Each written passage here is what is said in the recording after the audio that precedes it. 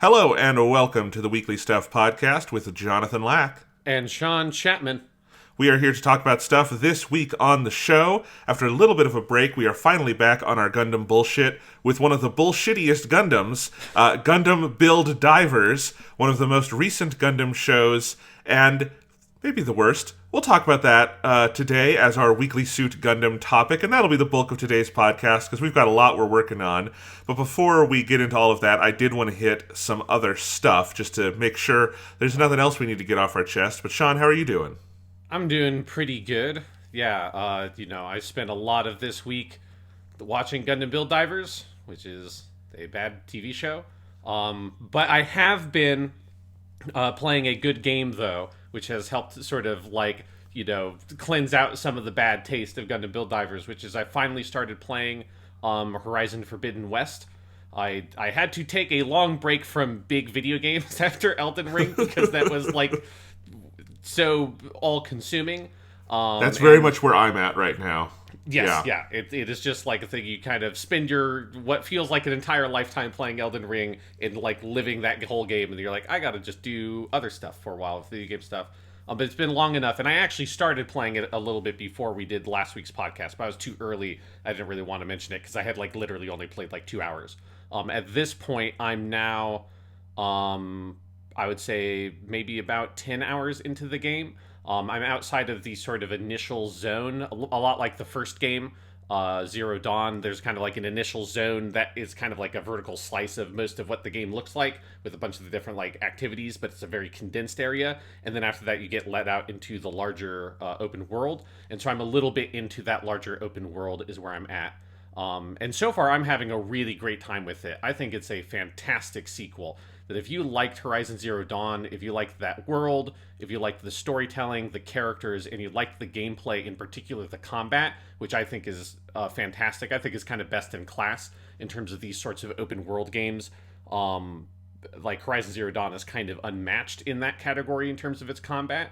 And Forbidden West just is one of those sequels, kind of like an Assassin's Creed 2 or Mass Effect 2, where it really takes a good look at every single element of the initial game, and especially in this instance where it was kind of like a initial effort from Guerrilla Games that had never made a game like Horizon before, and took a look at everything that was in that game and thought about how do we improve this, refine it, add elements, and kind of really flesh out the whole scope of the game design. Because if I were to describe the game design of Horizon Zero Dawn overall, I would say it feels very segmented. Feels like everything in Horizon Zero Dawn has a very specific, okay, you're in this mode and you're doing this thing, and the combat is very sort of rigid in its design. It's not hugely flexible. And Forbidden West takes a look at all that kind of rigidness and mixes it all up. And it's a much more kind of fluid game design approach where it feels like you're it rewards a lot more kind of creativity in the combat. It gives you a huge amount of additional options, lots of more sort of different kinds of special moves you can unlock in the skill tree that opens up all of the different existing weapons, lots of new weapons. They've completely changed the entire melee combat system, which was very sort of vestigial in the first game. Now melee combat is a full system with multiple different combos and things that you can use strategically to have different effects on the machine enemies and human enemies, and it's effective in different ways there. And you can mix and match it with ranged weapons in different kind of combos effectively. So all the combat is the melee combat's fully integrated into the rest of the combat system. It's just every element of the game feels like it has had a huge amount of new life and creativity breathed into it, and then the whole structure of the game kind of allows all that stuff to flow into one another. There's also a huge amount of new mobility, which is awesome. It's much more open in terms of things you can climb. It's not like Breath of the Wild or Genshin Impact, and I wouldn't really want it to be. I don't think every game needs to have you can literally climb on every single surface, but it's much more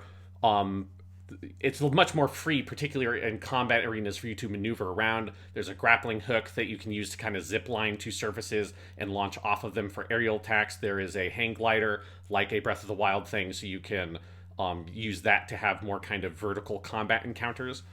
And then there's also underwater stuff that they've fleshed out, which they showed in a bunch of the trailers, which is awesome. And so that's kind of the main impression I've had of the game so far, is just like looking at all the game systems, the RPG elements like the loot and the skill trees that are all hugely fleshed out compared to the first game, and just really feeling like this is one of those sequels that feels like it will be hard to go back to the first game after you play this one, because of how much it just totally like kind of, I think, realizes the fundamental design ambitions of Zero Dawn. That I like that game a lot, and I think that game's very fun, but it was clearly like the first effort by that studio to make a game like that. And coming into Forbidden West feels like, okay, they took all that experience and have really kind of like nailed it home what they want this game to be. That's really cool. And that, I feel bad for this game a little bit because its reception got very muted by Elden Ring launching 1 week later, right? So Yes. it did not have much time in the critical limelight. This is consistent with what I generally heard, which was the gameplay fantastic. I did remember when this came out, there was some consternation around story stuff, and I don't know if you're far enough to even speak to that.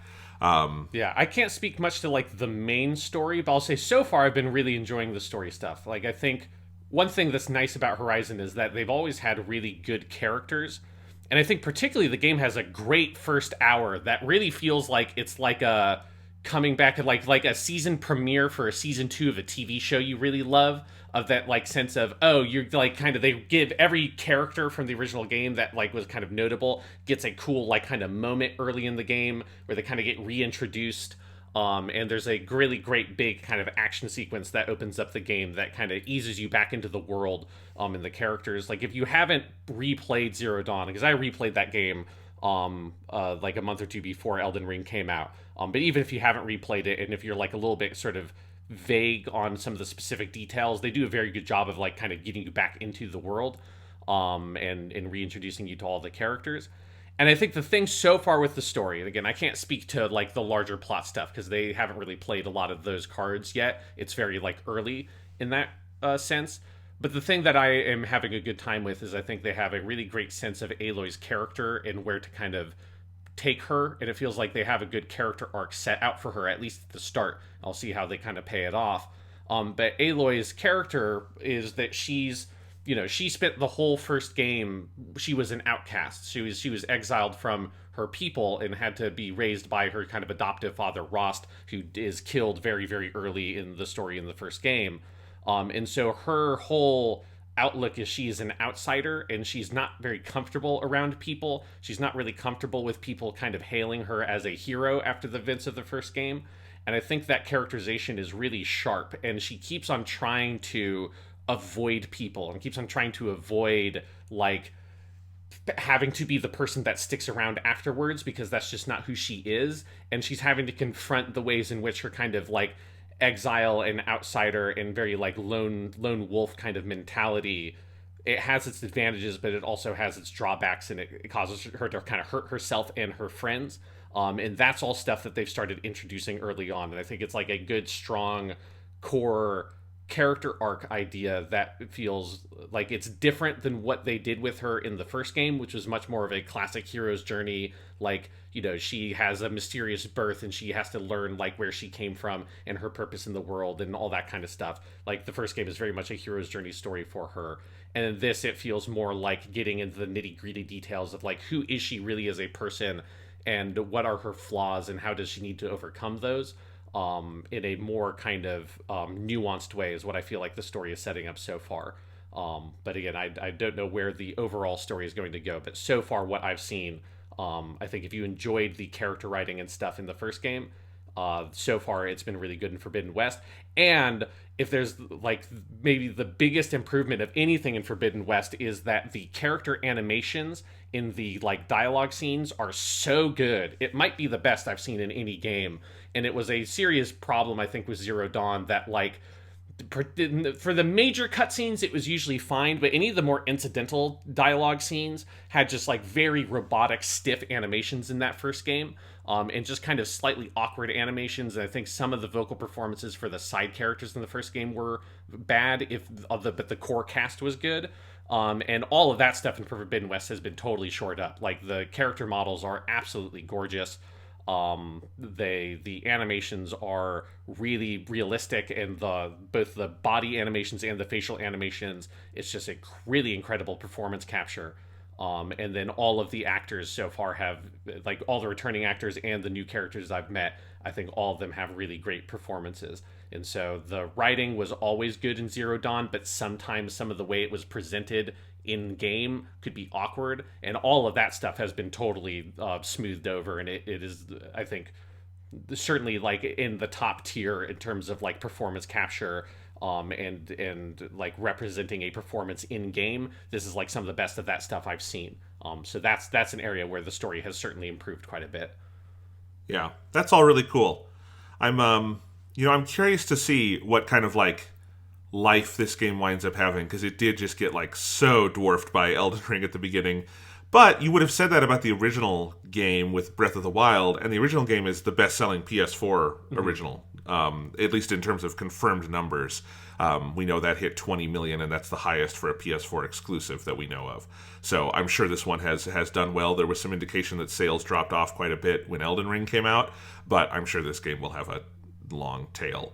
At some point, I would love to play both of these. I've played some of the original. I have not gone through the entire thing yet. Yeah, no, they're really good games. Yeah, and I'm just very excited to play more of this game. And it's that thing of where like it's nice that it is, while it is an open world game, it is just completely different than something like Elden Ring. So it's like that's nice. I think it would be very hard to try to play something else that would be trying to be like Elden Ring, whereas this is just like, you know, if you like games like Ghost of Tsushima, this is like broadly in that kind of realm of open world design, and I think it's a little, it's like kind of that with a lot of Monster Hunter in its kind of core combat, and so that is the thing that's nice, is that while it is an open world game, luckily it is not. I'm not thinking about Elden Ring at all when I'm playing it. Right. And so that it sort of avoids me having to ever make those comparisons, because obviously if you have to make those comparisons with almost any video game is going to fall severely short. Yeah. Well, and that was true of the original and Breath of the Wild. They weren't really similar at all, but they wound up in this weird, people comparing them, and from everyone I know who played both, it's like they're not really the same game in any way, you know? Yeah. It's like if you're trying to measure like Horizon by Breath of the Wild's yardstick, Horizon's going to fall short. But similarly, if you try to measure Breath of the Wild by Horizon's yardstick with like the character writing and the combat design, Breath of the Wild is nowhere near as good in that regard as Horizon, because it doesn't care as much about those things. Right. So that's like very much where it is with these kinds of games. And yes, it is just the curse of this franchise that it always comes out a week before whatever like the big crazy game is of that year that isn't actually similar, but if you squint from far enough away, it seems vaguely similar because they're both open world games. But yeah, I'm sure that this game will do just fine, have a long tail. I'm having a great time with it. I do a little bit of, I know, financial quarters and all of that stuff. I do kind of wonder Sony's logic in not making this like a May or June release. Like, they knew Elden Ring was coming out. Like, this game would have fucking owned. Like, there's nothing coming out in the near future. Anyway, but it's all good. I imagine part of that is, like, you delay a game so many times, and then it's like, I imagine, because that game got pushed, like, 2 or 3 times, and they're probably just like, we just gotta make sure we get it out.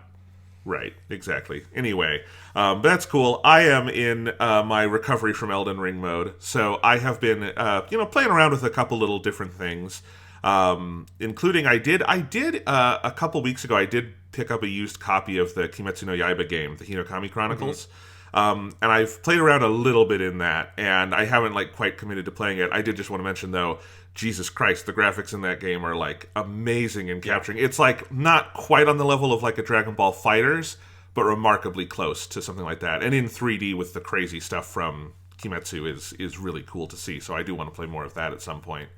But I have mostly been playing Genshin Impact and catching up on some things. Primarily now I have had time to dive into the Chasm area, which I had not done anything in yet. The chasm is a cool area, and Yep. at first you're like, oh, it's just this little area in the way, and okay, that's kind of cool. And then you go underground, and you're like, oh, and then you go, oh, because it's a really big underground area.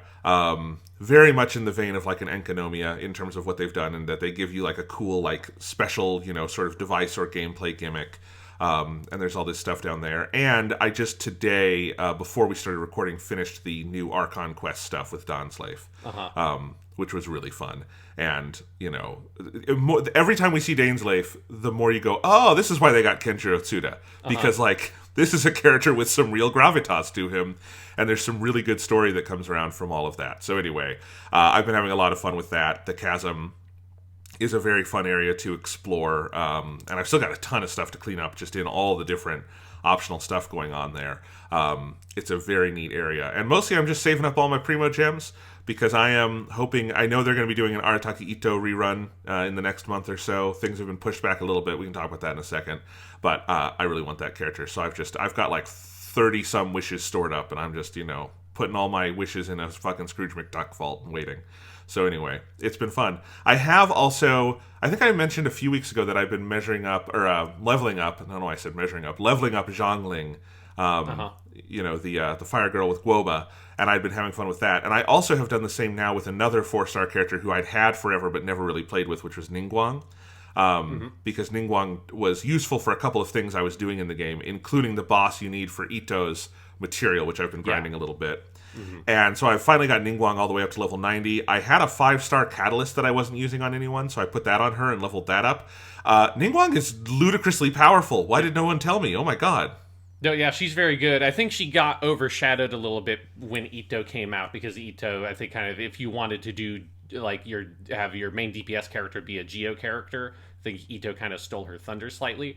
But no, I mean, Ningguang is a great character, particularly around the launch. I remember there were a lot of people that realized that, like, kind of, if you went off the beaten path in terms of like what seemed like the super strong DPS characters, that Ningguang was like up there around launches, being like one of the best DPS characters in the whole game.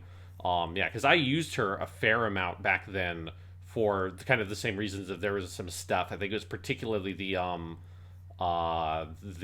water boss, which is a real motherfucker, like the water spirit that summons the like the little water monsters and stuff that you have to fight in order to get your materials from it.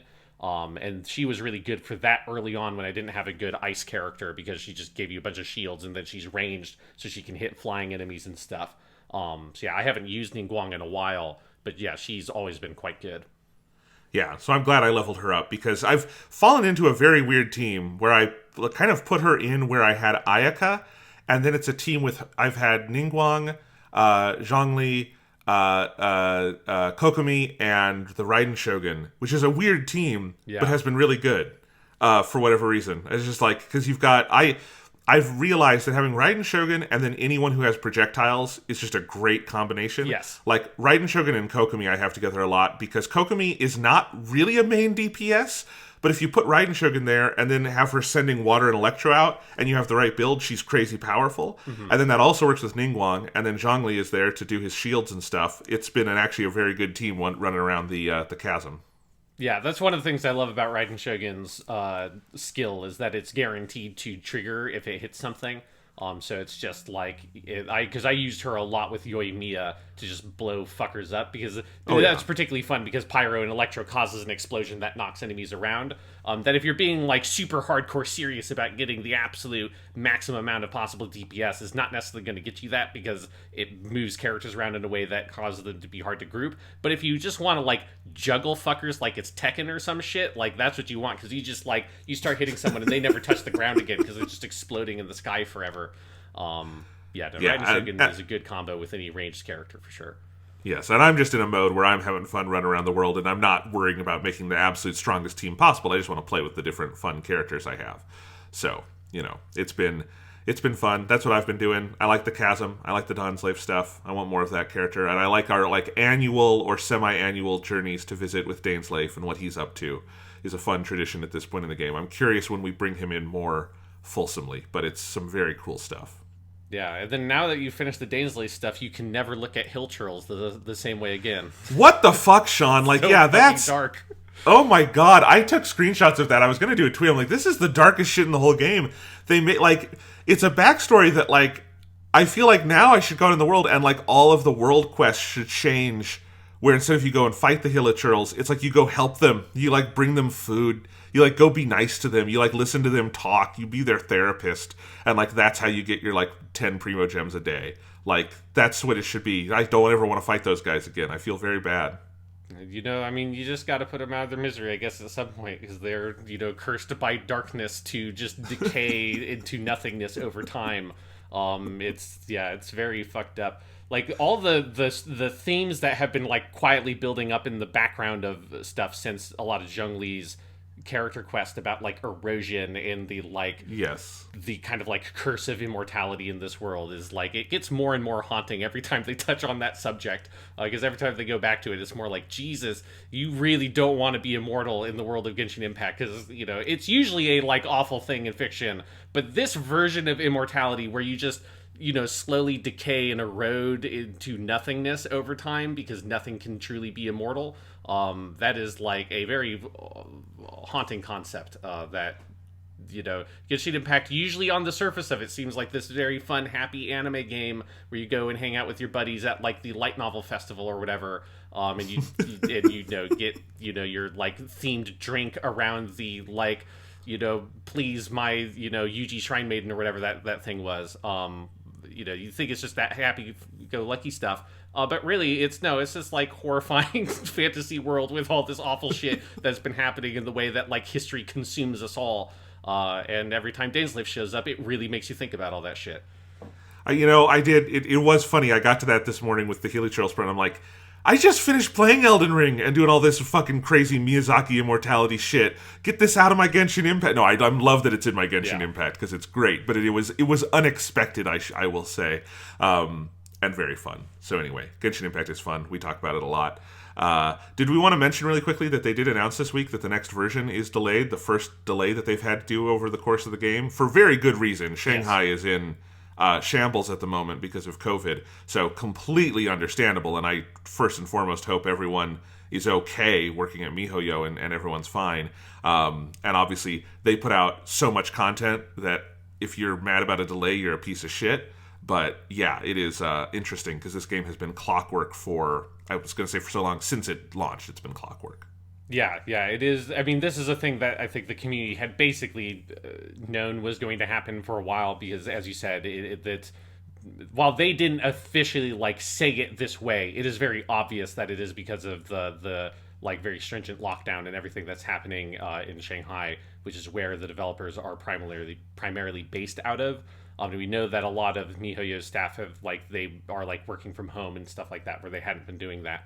And so very like understandable reasons. I mean, this has like been affecting the game for a while anyways, because stuff like the Serenity Pot has been in like a state of maintenance for almost this entire update, where you can't actually like place new items in the Serenity Pot right now.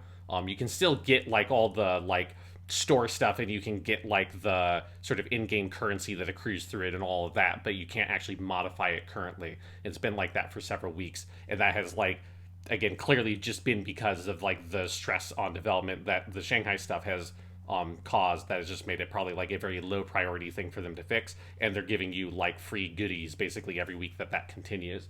So this is the first time that a version update will not come out 6 weeks after the previous version update. I mean, Genshin Impact has been the most consistently updated game, maybe just like ever. I certainly that I've ever played, but like I would imagine it's in the I mean, it has never been an update other than 6 weeks, so it has been kind of like perfectly clockwork in that regard, making it so that for the past like year and a half, I basically have measured time relative to what was the Genshin Impact update. Like when I think about it, it's like, when did that game come out? Was that like 1.7? It's like it's so perfect. You could just create an entire calendar themed around the Genshin Impact update time.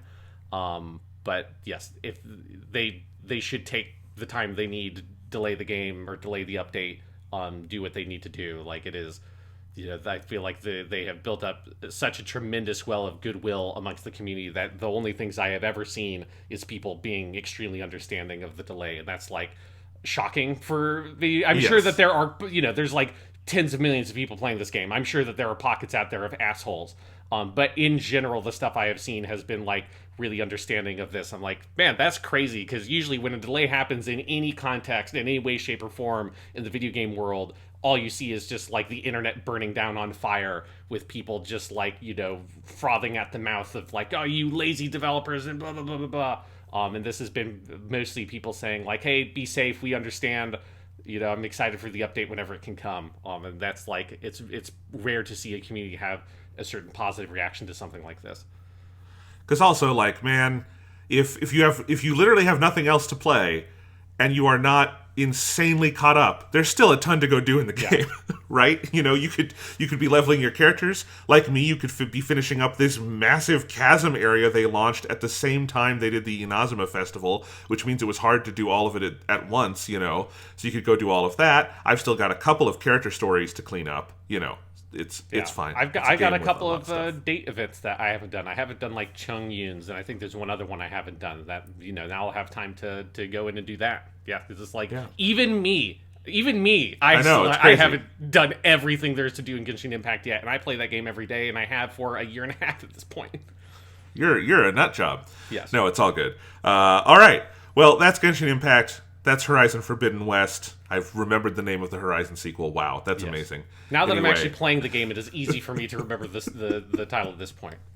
That's good.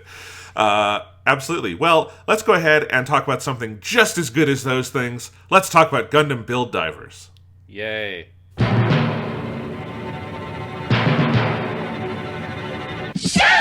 Hello and welcome to Weekly Suit Gundam, the special bonus podcast brought to you by the folks at the Weekly Stuff Podcast. I am Sean Chapman. And I'm Jonathan Lack. And we are here to dive into the world of Mobile Suit Gundam. Once again, this week on the show, we are talking about Gundam Build Divers, the most recent show that finished airing before the start of our Weekly Suit Gundam project. This finished airing about 5 months before we started doing this podcast. So this is actually the first time I have watched the show to its completion, and it's not good. What? You didn't like it? I'm kidding. This is a terrible show. This show is a tragedy of animation. This show is a disaster. This might be the worst thing we've talked about. This is like G-Savior is no longer a guaranteed spot at the bottom of the list, is what I'll say after having finished Gundam Build Divers. Wow, you're prepared to go slightly further than I was. I was going to say this is the worst Gundam animation. This is the worst Gundam show. Okay, G-Savior I guess is only 90 minutes. So if you're saying would you rather watch all of Build Divers versus all of G-Savior, I guess it would be G-Savior. But if you said 90 minutes of Build Divers versus 90 minutes of G-Savior, I would still probably go 90 minutes of Build Divers because at least the robots look cool. But man alive, no, Gundam Build Divers is a terrible show. This is I definitely, I will say, put my cards on the table, this is worse than Gundam Seed Destiny. Gundam Seed Destiny has good things in it. Sheen Asuka is a wasted character by the end, but I like the character. I think there's stuff in there that makes him a compelling protagonist. There is a solid core in the middle of that show. By core, I mean like a 12-episode run of anime, but also the core of Sheen. But there's a core near the middle of that show where they just focus on Sheen Asuka that's pretty good. We talked about it on that episode. Yep. And there's, it's got some individual good episodes. It's got good music. It's got lots of good things in it. It's also got lots of frustrating and infuriating things. But one thing you can never say about Gundam Seed Destiny is that it's boring. And Gundam Build Divers is the most vapid, empty, hollow shell of a show I think I've ever seen. It really does feel like a show that they had to just start making with no planning whatsoever, because it is such a mess, and it's a mess in a way where there are characters, there are people on screen who have been designed by a character designer, who are voiced by professional voice actors and have names, but I don't know if they're really characters. They're just kind of there. They just kind of lay there. The action sequences lay there. The plot, there is kind of one in the first half. Then it's like 10 episodes of filler. Then there's a plot at the end that is horrifying. And then it ends. It is just a nothing of a show. And then at the end gets even worse than a nothing of a show. Oh my god. Yeah, and I think for me, what really puts it over the edge of something like Sea Destiny is it is the, like, 1-2 punch combo of, like, probably about 2/3 of the show being, or maybe probably like more 3/4 of the show being, like, utterly nothing episodes that are not dramatic and also are not comedic. They're just kind of nothing. Like, there's very rarely any attempts at, like, actual humor in the show in the terms of, like, there aren't jokes. Almost ever. There's like maybe 5 jokes they actually tell over the course of the entire fucking show. So it's not a humorous show. It's also not frequently a dramatic show. So most of their show's episodes are just kind of nothing, and they are incredibly boring, just intensely dull episodes. But then there's this other mode that the show has, which is like the needlessly, overly self-serious, excessively melodramatic storylines. That there's like one in the middle that is probably like the highlight of the show, but it's still not good, and then the one at the end that is one of the most bizarre and inexplicable plots I think I have ever seen a show try to shove down your fucking throat. That is the thing that pushes it over the edge from just being like, this is a like incredibly dull, boring show, to this is a show that, like, by the end of it I was actively resentful of, in a way similar to I am resentful of Sea Destiny because of how, like, actively bad it is. But then there's no part of the show earlier that was good that you can fall back on to say, well, at least it did that piece well, which is almost what generated the resentment. The resentment comes from the fact that so much of it was so boring and so nothing, and then they're trying to give you this awful, shitty plot on top of it at the end, and that is the thing that really pushes it to be worse than Sea Destiny to me. I think that's a great way to put it, yeah. This one, you are not resenting Gundam Build Divers because there was at any point any potential in it, right? Yeah, no. And if you are resentful of Sea Destiny, I think it's almost certainly because there's very clear potential in Gundam Sea Destiny, right? Yes. All over the place. There's, in part because it's a sequel to a good show. And Build Divers kind of is a sequel to two good shows, a great show in Gundam Build Fighters and a pretty good show in Gundam Build Fighters Try. And this is kind of in that lineage, although bafflingly does not make any use of that continuity, and maybe for the better because you don't have to connect them in your head, which is nice. But yeah, if you are listening to this podcast and you have not yet seen Gundam Build Divers, and maybe you're not going to stick around when we get into spoilers and stuff, Sean, can you think of any possible reason other than just stubborn completionism or having a Gundam podcast for anyone to watch this television show? No. I mean, really, like, I would not have watched this show.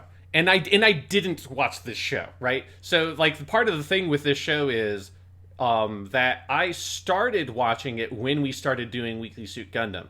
Like, I remember it was specifically once I realized, Jonathan, that you got hooked, like, really hard immediately, that you just, like, really loved Mobile Suit Gundam right off the bat in a way I was, like, not expecting you to be, like, so, like, enthused by it, that the thought occurred to me that it was possible that this podcast project would extend beyond the bounds of the original show. And so I thought, well, in order to maintain the premise of the series, I should watch Gundam Build Divers now, circa summer 2019, in order to then be able to rewatch it in the hypothetical way. I probably in my head would have been like 5 to 8 years or something in the future, which would have been a reasonable pace to have gone through the rest of the Gundam franchise. Not 3 fucking years, which is insane. But like to rewatch it at that point to maintain the whole core concept of the show. So while I was rewatching Mobile Suit Gundam for our original Weekly Suit Gundam episodes, I started watching this show. And I think I made it about 4 or 5 episodes. I honestly couldn't remember at what point it had shifted to episodes I had not seen before because they were so indistinct that it could not possibly have remained in my memory for 3 years. But the reason why I fell off is because it was so boring and my, like, spider senses tingled of, don't watch this show. This show is bad. I mean, particularly in 2018, where, we're still in a massive glut of different various, like, isekai kind of, like, video gamey shows. But particularly in 2018 when this came out, I mean, this is an extremely cynical cash grab, which I'll talk about all the context of where it comes from a genre perspective. But particularly 2018, it was just like dire trying to watch a show like this when there was a lot of other stuff like it coming out in the same season it was released in. And so I had just dropped this show like a fucking sack of bricks and prayed secretly inside that we would never come around to it, because I knew the show was not going to be good. I tried not to like express it very like strongly on the podcast when we were leading up to Gundam Build Divers, other than saying like, I did get the sense the show is very good, but I was kind of dreading getting here in some ways because I knew that like, man, if the show didn't turn itself around at like the midpoint, that this is like a real fucking stinker. And not only does it not turn itself around, like the second half of the show is markedly way worse than the first half of the show, yes, which is kind of fucking insane. And so, yes, I would not watch the show if I were the person listening. You might want to listen to this podcast to get the like, you know, ancillary experience of having watched it if you haven't watched it yet, so you can know what the show is about. But you don't need to go out and watch it yourself, because again, if we were not doing this podcast, even I would not have watched this. I would have been able to easily segment this out as, it's not a real Gundam show because it's part of the weird Build sub-franchise, so it's not like I have to watch it to say I've watched all the mainline Gundam stuff, and that's like the completionist thing I would kind of more care about. And so it's easy for me to sort of put this off in its own little box and say, you don't need to watch it, and just ignore it. I think that is the right example. I think there are, I said this on Twitter, I think there are exactly two kinds of people in the world who should maybe watch Gundam Build Divers. One is very small children whose parents don't spend enough time with them and have run out of other things to watch, which I don't know if you really can run out of other things to watch. There's like 50 years of Sesame Street. Any of that is better than Gundam Build Divers. But maybe that person would be okay with it, that very small hypothetical child. Or idiots with Gundam podcasts who do all the Gundam shows, and that happens to be us. Sadly, Sean, this is the life we've chosen, and so we had to watch the whole thing. You do not have to. I absolutely recommend listening to our podcast, because we're going to recap this sucker for you, and you're going to be like, what the fuck happened on this show? And it's going to be funny. We suffered. You don't have to. Skip Gundam Build Divers. It's a steaming pile of shit. There are so many good Gundam shows to watch, let alone anime. You do not need to watch Gundam Build Divers. No, you do not. So, do you want to give us the history, Sean? Yeah, let's get into the history of how did this happen was a question I had after watching. Who let this happen? I assume it involves a monkey's paw, or maybe a witch, or something like that, but tell us the actual truth, Sean. Yeah, I mean, the real truth is that there isn't much of like an interesting story about its like production, how it comes about. I mean, it's purely the Build, it's like sort of sub-genre, sub-franchise, right? With Build Fighters Try. I mean, this starts shortly after like all the OVAs and the GM's counterattack, right? Remember that we kind of, for our podcast, we took some of that stuff slightly out of order just to keep it all contained, because it would have been weird to do like all the Build Fighter stuff and then do Iron-Blooded Orphans and then do after that like GM's counterattack would have been an awkward podcast order. So remember that this is coming out shortly after GM's counterattack. So there's not really much of a gap of like Build stuff from the anime side of Gundam. Yeah, GM's counterattack is August 2017 and this is 2018. Yeah. So yeah, very close. Yeah, so that's pretty sort of like consistent production pace for this stuff. And so, you know, there's the thing to keep in mind is that this subgenre or sub-franchise within Gundam is very successful, particularly from the perspective of selling Gunpla. And that proves true even for Build Divers. I mean, Build Divers, we're not like on an island hating this show. I mean, this show is broadly despised amongst the Gundam fan base. It's incredibly poorly reviewed, both in the Western fan base and in the Japanese fan base. It had amongst like the worst home video sales of like DVDs and Blu-rays of any Gundam show in Japan. Like on that element, it is truly dire. But even Gundam Build Divers can sell Gunpla because the whole concept is just doing cool remixes of existing mobile suits, which is a good strategy from Bandai Namco's perspective, making the toys, because you are able to reuse large amounts of your sort of manufacturing process to make the individual pieces. Because if you say, take the Gundam 00 Sky, which is primarily a sort of mix of the Destiny Gundam and the 00 Gundam, you are literally reusing parts in the manufacturing process to make the 00 Gundam stuff and the Destiny Gundam stuff. So they're cheaper to produce than doing whole brand new designs for a new show.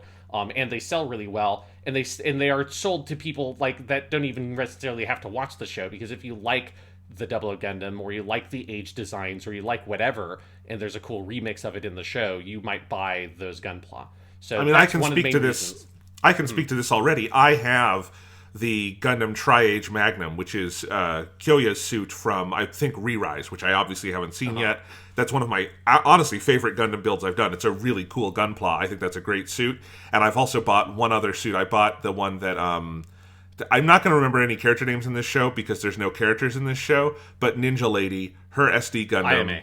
IMA. I thought her SD Gundam was really cool. I just got that in. I haven't finished it yet. It is a very cool build. It's actually a surprisingly intricate SD Gundam. So I already own 2 from this series that I fucking hate because, hey, Gunpla are still fun. Yeah, and so that's why, like, you know, this franchise has been very, like, enduring within the Gundam stuff, is because even if you have a stinker like this, it's not going to necessarily sink the whole project because it's still going to sell your Gunpla. And so basically the staff that they got together for this was much more of a shakeup than there was between Build Fighters and Build Fighters Tri, but there is still a continuity here, wherein the director of this show is Shinya Watada, who was the director of Gundam Build Fighters Tri. He also directed some individual episodes of the original show. But there's a lot of other major figures are changed up. So obviously, you know, the character designer is different. Like, that's obvious just by looking at the show. The music is composed by someone else, which, like, the music in this is not, it's not the most tragic part of it, but I think this is one of the weakest scores of any Gundam show. Also, especially if you compare it to Build Fighters and Build Fighters Tri, which is Yuki Hayashi, the, like, My Hero Academia and Haikyuu guy. The Build Fighters soundtrack is one of the best in the franchise. So they got Hideaki Kimura to do the music, like a significant step down there. And then the main writer, or what is called the series composition role for the series, is someone named Noboru Kimura, who has done some stuff that I've seen that, like, I think is fine. There's a, like, early 2010s series called like Nyarko-san, the chaos that crawls, like the crawling chaos, or something like the chaos that crawls up to you with a smile. It's like a weird take on, like, a very goofy version of, like, Lovecraftian horror. That's, like, a decent show, but, like, everything I've seen that he's done that I've thought, like, oh, that's okay, was an adaptation of the manga, basically. And there's a bunch of stuff that this dude has done the series composition for in terms of original series that have not been received particularly well. And so he's the main writer for Gundam Build Divers, and very, very notably, the only major shift in staff for the sequel show Re-Rise, which we haven't watched yet, but, like, everybody says is better. Like, this is something I had heard forever after Re-Rise came out, that it was a significant step up over the first one. The writer for the sequel series is Yasuyuki Muto, who's the guy who's the main writer from Unicorn Gundam and from the Hathaway movie, just in terms of his Gundam credits, which is obviously, like, that feels like, to me, that, like, looking at sort of the history of these two shows and the kind of the experience of watching Gundam Build Divers, it feels like there was, like, significant behind the scenes something going on with this writer, because Build Divers legitimately feels like it is 2 completely different shows mushed together that has no sense of, like, consistency of tone or vision, that it feels like there is, like, a very bland Build Fighters Tri-esque show in here, and then there's, like, somebody's, like, attempt at a, like, bad dramatic Sword Art Online ripoff, and those 2 things don't fit together in any way, and they, like, consume each other. And were I to guess, I would. It feels like there's, like, some sort of creative miscommunication or something between the director Watada and Kimura, just based on watching the show. Yeah, I think that is a fair guess, and yeah, and you're not kidding about Re-Rise.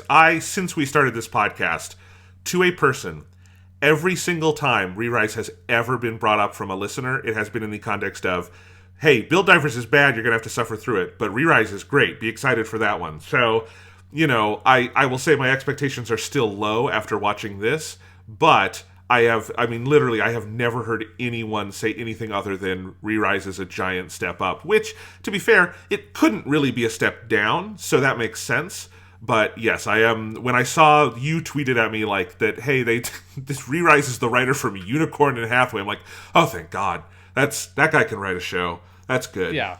I mean, my hope is that it is at least as good as Build Fighters Try. I don't even like Build Fighters Try, but like if it's at least that's like a watchable show, you know, like that Build Fighters Try is like a flawed thing. Build Divers, I don't even know if I would go so far as to say it's flawed, because saying it's flawed implies that there are parts of it that aren't flawed. Like, right. It implies that there are things about it that are good. Because No, Build this show I think makes you appreciate, like, Build Fighters Try has a bunch of the fundamentals in place that you usually don't question in a show. Like, it has characters. The characters have motivations. There are clear stakes to the plot because there's a tournament they want to win. Like, stuff like that. You know, there's jokes. There's setups and punchlines. There's real music. There's all sorts of things that are good about Build Fighters Try that, like, maybe are easy to take for granted until you see Gundam Build Divers and go, oh, we had it real good in the days of Build Fighters Try, didn't we? Yeah, because again, I mean, Build Fighters Try was basically made by everybody from the first show except for the director, because he was making both the My Hero Academia TV show and the movie at the same time. So he was like, I can't do that and another TV show on top of it. I would literally die. So that's sort of the production staff. And again, there's like, I looked around to see if there were like interviews about the creation of this show, but I think it's just like, so nobody cares about it to the point where there's like, I couldn't find anything of anyone actually talking about the production other than some interviews with the like voice actors, which is very ubiquitous. Like, that's going to happen. So I haven't had any, like, I don't have a source of anyone talking directly about what the influences are or the inspirations or why they decided to go the, like, game isekai route. But I don't need someone from the production to tell me, because having watched the show and having watched most of its, like, major influences, this is where we have to talk about. We have to have the isekai talk. And I'm going to try to make this as sort of like focused and specific, because isekai is a very broad genre, and Gundam Build Divers is like part of a very specific subgenre of the larger world of isekai. So I'm going to try to not have this be like a 3-hour discussion on all the intricacies of what this weird genre is.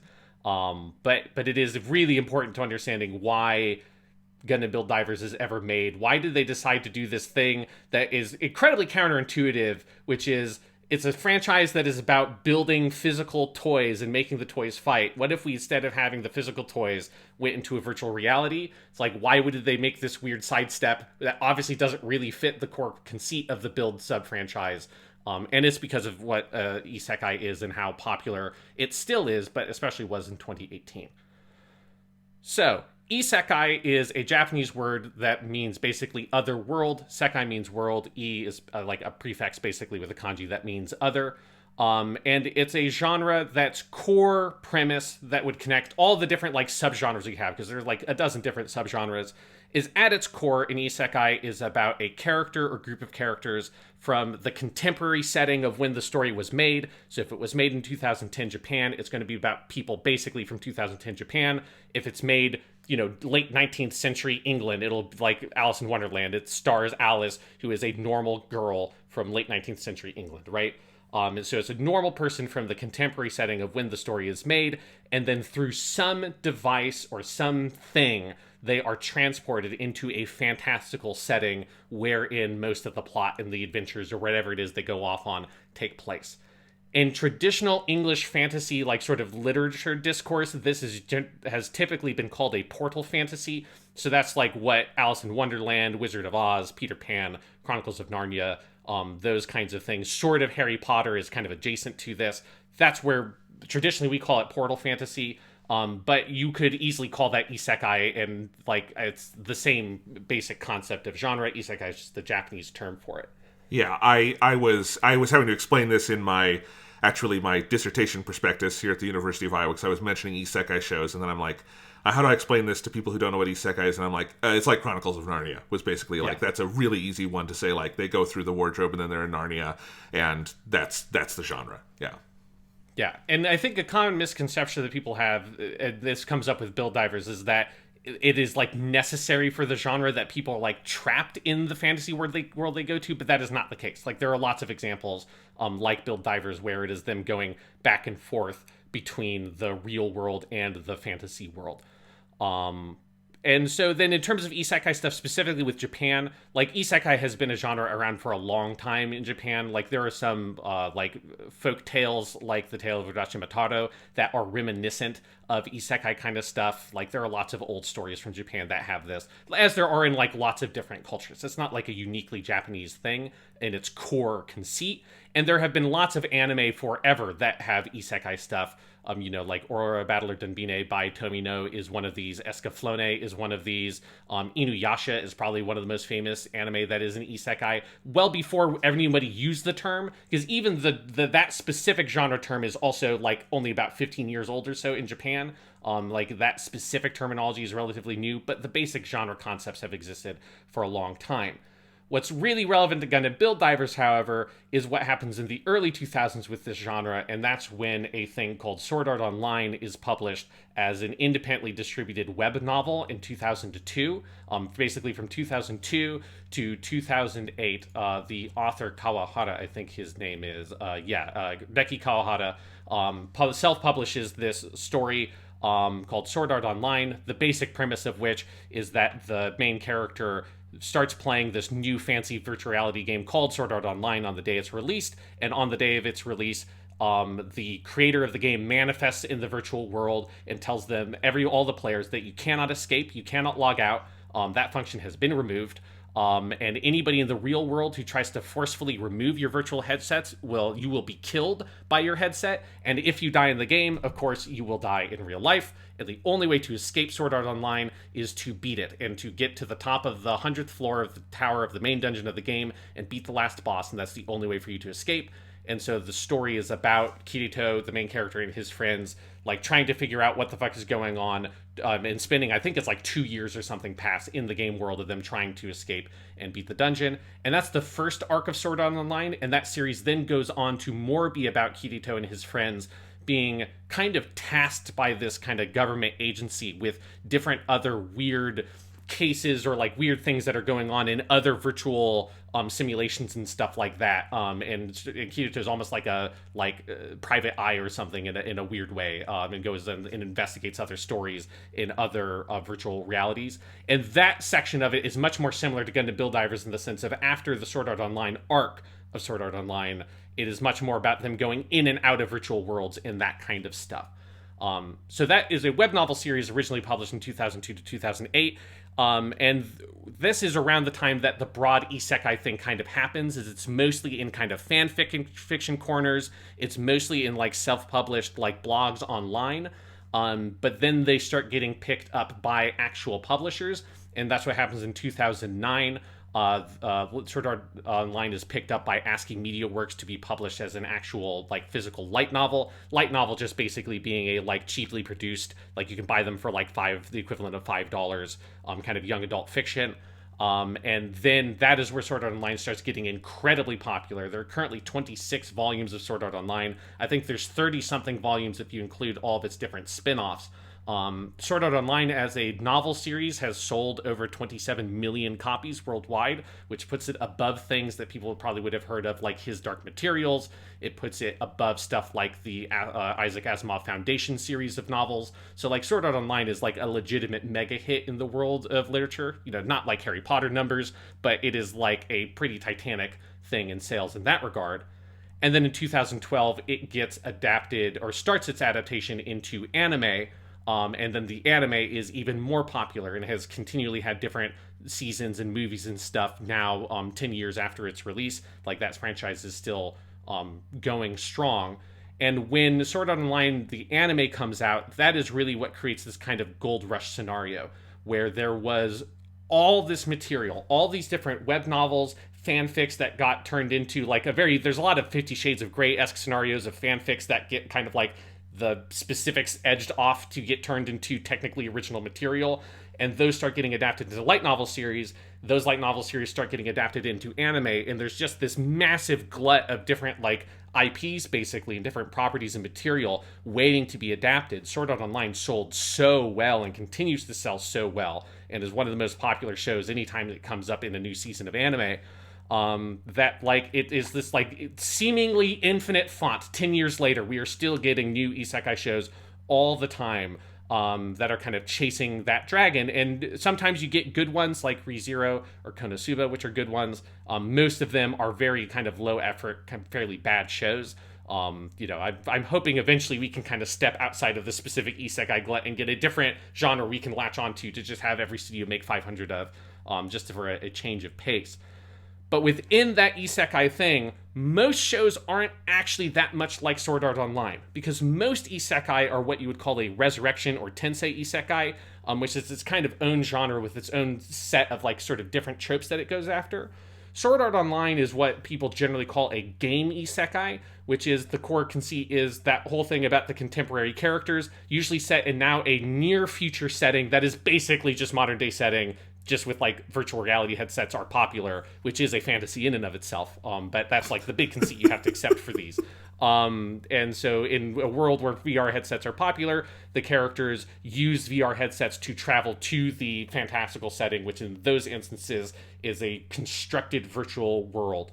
And while the most isekai stuff isn't specifically like that, there are a series of other series like shows and novel series and stuff like that that are similar to Sword Art Online, and a lot of them you can see the echoes of in Gundam Build Divers, which kind of picks and chooses a lot of specific influences from stuff like Log Horizon, which Log Horizon is basically Sword Art Online, only with like all the kind of like edginess of it sanded off. And it's Log Horizon is less concerned with how do we escape the VR world we've been trapped in, and more like what do we do now that we're in here, because there's no seeming way to escape. And it's a much more lighthearted series that's not concerned with like the existential dread of being trapped in a virtual world, but instead is like, hey, we're in a crazy like RPG world where we can make the world whatever we want it to be.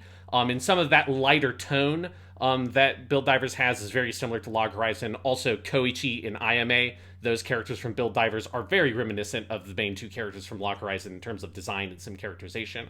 There's a series Overlord, which is about the main character who's the last person left in his guild at the end of that game's lifespan, and all of his other guild members have left. This is very similar to IMA's backstory, feels very similar to what Overlord is.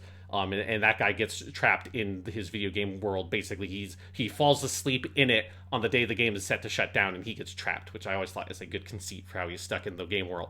And then the other one that I really want to talk about, because I actually ended up rewatching this show. It has one season of anime, which came out after Build Divers, but its source material predates Build Divers.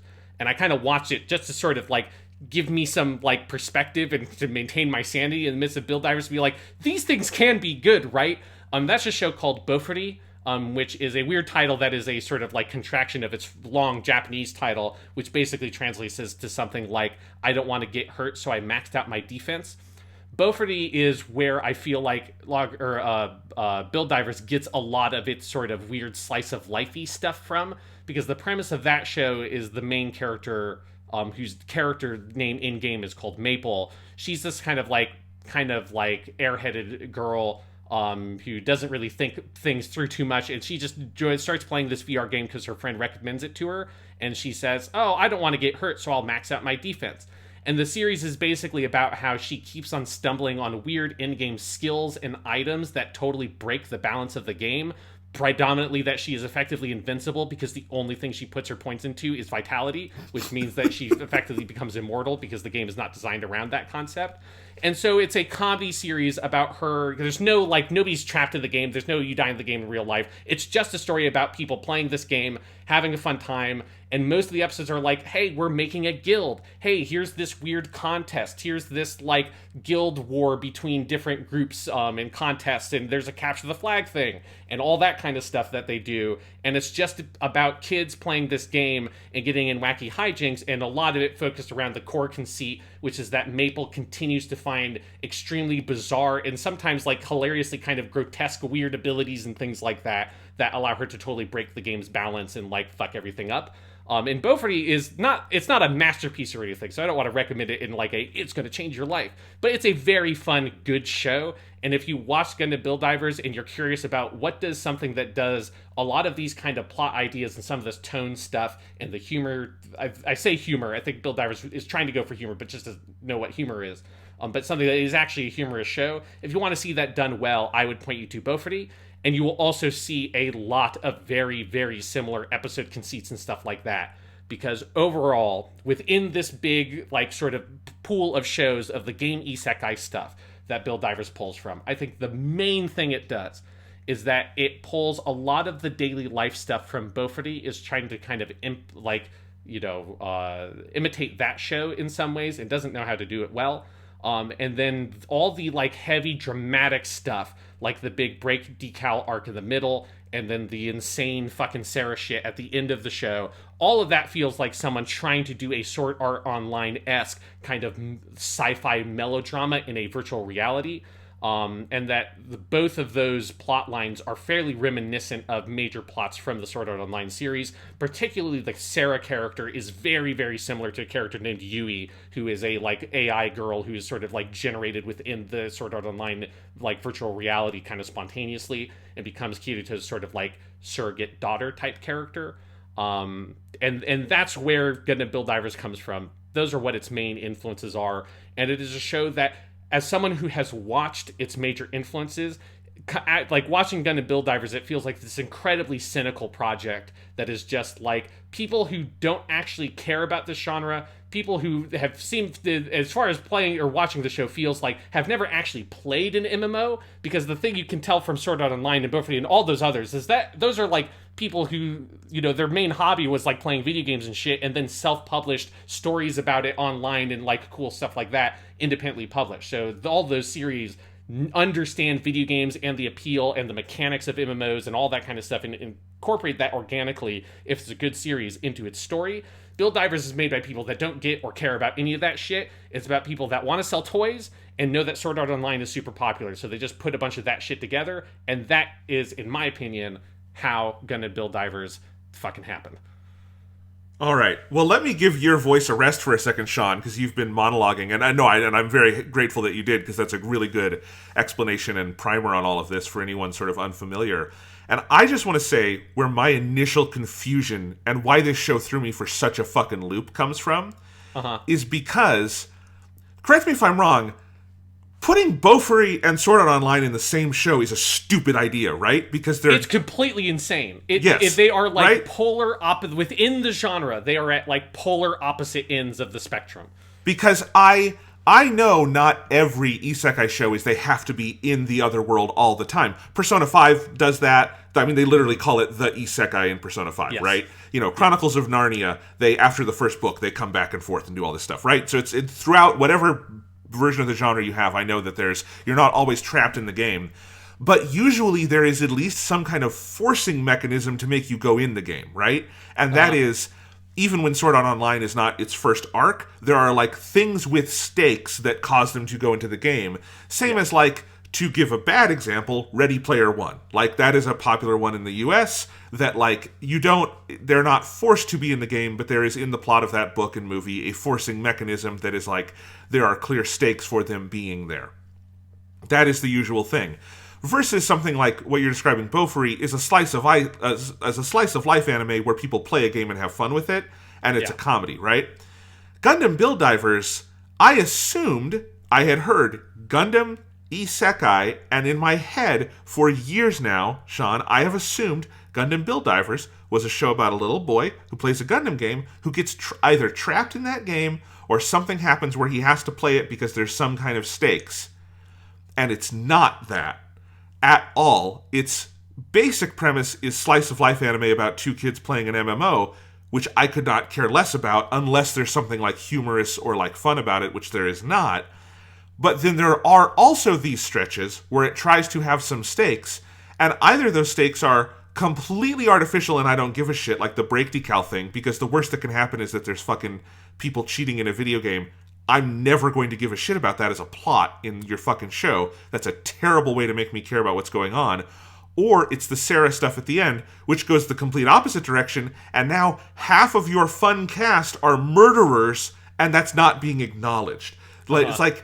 So it is such a whiplash, and for the most part, it's just a very bad version of your slice of life thing, where, like, the first couple episodes of this show are so horrible, because it is literally just them, the main two characters, Yuki and Riku, being tutorialized on this video game it feels like a promotional anime for an actual Gundam game that you cannot go play because it's not an actual Gundam game. So it's tutorializing a game you cannot play, which is terrible. And then it is just, for most of the anime, it is one-off episodes of them playing the game and doing random things.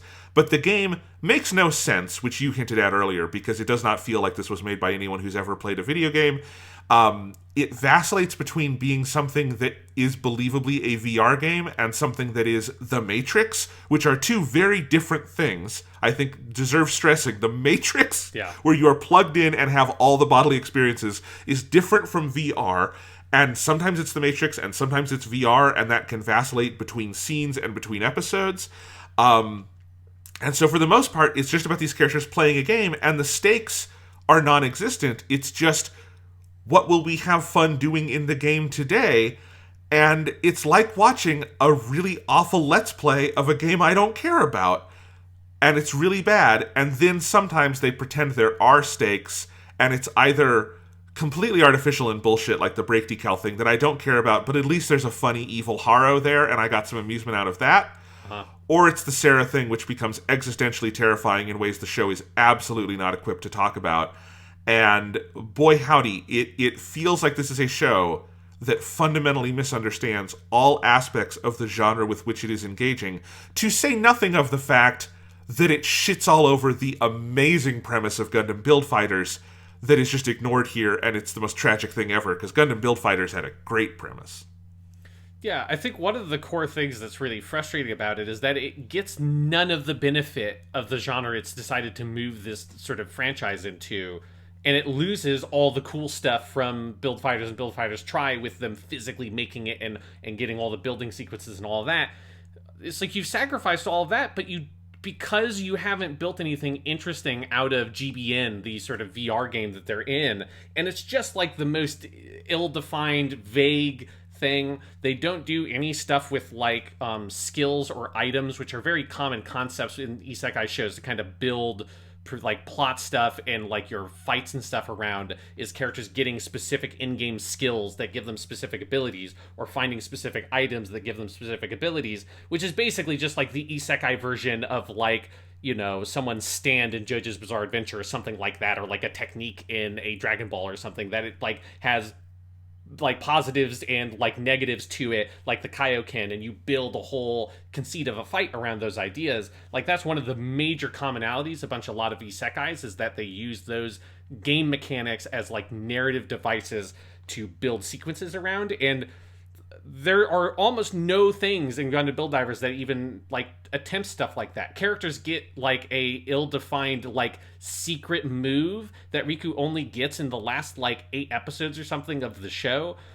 There's like one time where Nanami in the race gets items, and you see an item screen, and she's unlocked like the beam spray gun that the gym has and stuff like that. And it's the only time I think that ever comes up in the whole fucking thing, that like you're meant to be getting some kind of in-game items, and you're competing in these events to get things, and it's like it only ever comes up when they've decided randomly a plot demands that they need money to buy a thing, so all of a sudden money exists in the game, even though it had never come up before for the previous like 13-14 episodes. Like, that's a consistent thing within GBN, or within Gundam Build Divers, and it's one of the things that takes away, I think, a core pleasure of the game isekai thing, which is, if you're someone who likes video games, which we both do, there is something fun about seeing those video game-like elements integrated into a narrative in like really clever, interesting ways. And part of the thing that makes this series feels like it just is made by people who don't understand video games is that they never really attempted to do it, and they've sacrificed so much just to get the opportunity to try those things that they don't even try it. Yeah, I mean, there's a stretch in the middle of this show. So the villain of part 1 of Gundam Build Divers, like the first core, is a character who is me, basically. He is resentful. He is me and you. He is resentful that GBN exists because it has inexplicably made the, you know, actual like Plavsky particle Gundam Build duel thing completely irrelevant, and now no one does this is the least believable thing about this entire world in Gundam Build Divers, is that someone made a video game and now we don't use the technology that brought plastic to life. Like, that is insane to me. You're already putting too much stock in VR technology if you're making a show about it. But if you're saying VR technology is going to like get rid of people making cool plastic models and making them come to life in front of their eyes, you're really stretching the bounds of believability for me. But anyway, that has happened in the world of this show. This character is someone who used to do the GP duel thing, as we saw in Gundam Build Fighters and Build Fighters Try, and he is mad about that. And in the middle of this, Riku, the main character of this show, does a fight with him in GP Duel and gets his suit destroyed, and then he works with Koichi, a character who also did stuff in GP Duel to rebuild his suit. And in that whole stretch, there's this scene with Koichi where Koichi says, in real models, your Gunpla gets broken and you have to fix it each time. Every time it gets wrecked, you try new ideas and add things. That's how you build your own unique machine. We were able to strengthen our bond with our Gunpla that way. I think that's why we got so into Gunpla battle and devoted ourselves to Gunpla building. To which Riku responds, by actually moving the Gunpla I built, I was able to feel so much closer to the 00 diver. And at that point, I start screaming at the television, why are you critiquing your own show? In this one dialogue exchange, you have explained why the premise of Gundam Build Divers is just prima facie terrible and should not have been done. And then they never pick it up again. It's just, hey, here's why the show you're watching is so boring. All right, well, let's go back to the boring shit. And it's just insane to me because it does completely remove what was so fun, or one of the things that was so fun about Gundam Build Fighters and Try, which is that, A, the, like, stupid, weird fantasy of having the Plavsky particle that brings plastic to life is ridiculous, but also really a fun idea that you would bring your Gunpla to life and fight them. That's really cool. But it also was this forcing mechanism where every time there's a fight, there is this small amount of stakes in that the Gunpla are actually getting hurt, and then the main character has to take their Gunpla and go repair it, and they add cool things, and you get building sequences. The word build actually means something in that show, and all of that is just completely removed in Gundam Build Divers, and that alone is frustrating, but then they don't replace it with anything of substance at any point, because GPN is the most ill-defined, milquetoast bland version of a video game that I've ever seen in any piece of fiction like this. And so you got rid of the good stuff and replaced it with bad stuff. It's a literal worst case scenario for this kind of thing. Yeah, and I think a consistent issue with the show with a lot of that stuff is that there is no consistency with the way that people treat the game world. And this is like a big pet peeve of mine with stuff like this when it's done poorly, which is like, is your like perspective that characters are going to react in like dramatic ways as if like in this fight, as if they're going to die if they lose the fight, and that's like how your dialogue is written, like it's a normal fight in a normal show that's not a VR thing, which is what Build Divers mostly does, even though the consequence of losing a fight is you've got to like respawn. The consequence of losing a fight in this game seems to be the same as if you lost a fight in fucking Call of Duty. It's like, oh no, I got shot, I got to respawn back at base. But all the characters and the dialogue in those scenes are portrayed as though, like, oh my god, if Riku loses this duel with the ogre guy, it's like he's gonna die or like some horrible consequence is gonna happen. It's like, well, nothing's gonna happen because as I constantly screamed at the TV over the course of watching this show, particularly the second half, you're playing a fucking video game, guys. Like, you're playing a fucking video game. It's fine. Nothing's going to happen. It's a game. Like, there are no negative consequences for this. And this is the kind of thing that a good show like Beauforty, which is designed to not have consequences, right? In Sword Art Online, there are consequences because if you die in real life and all that kind of shit.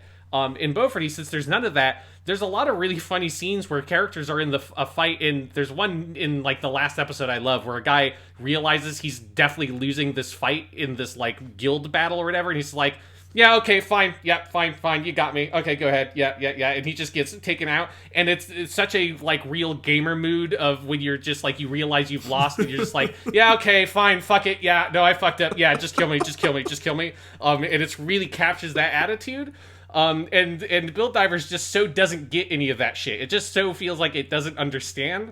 So it's all the dialogue is written like it's this big dramatic thing, but all you're doing is playing a video game, and it's just incredibly annoying every time that happens. I mean, this is the most fundamental thing about this show to me.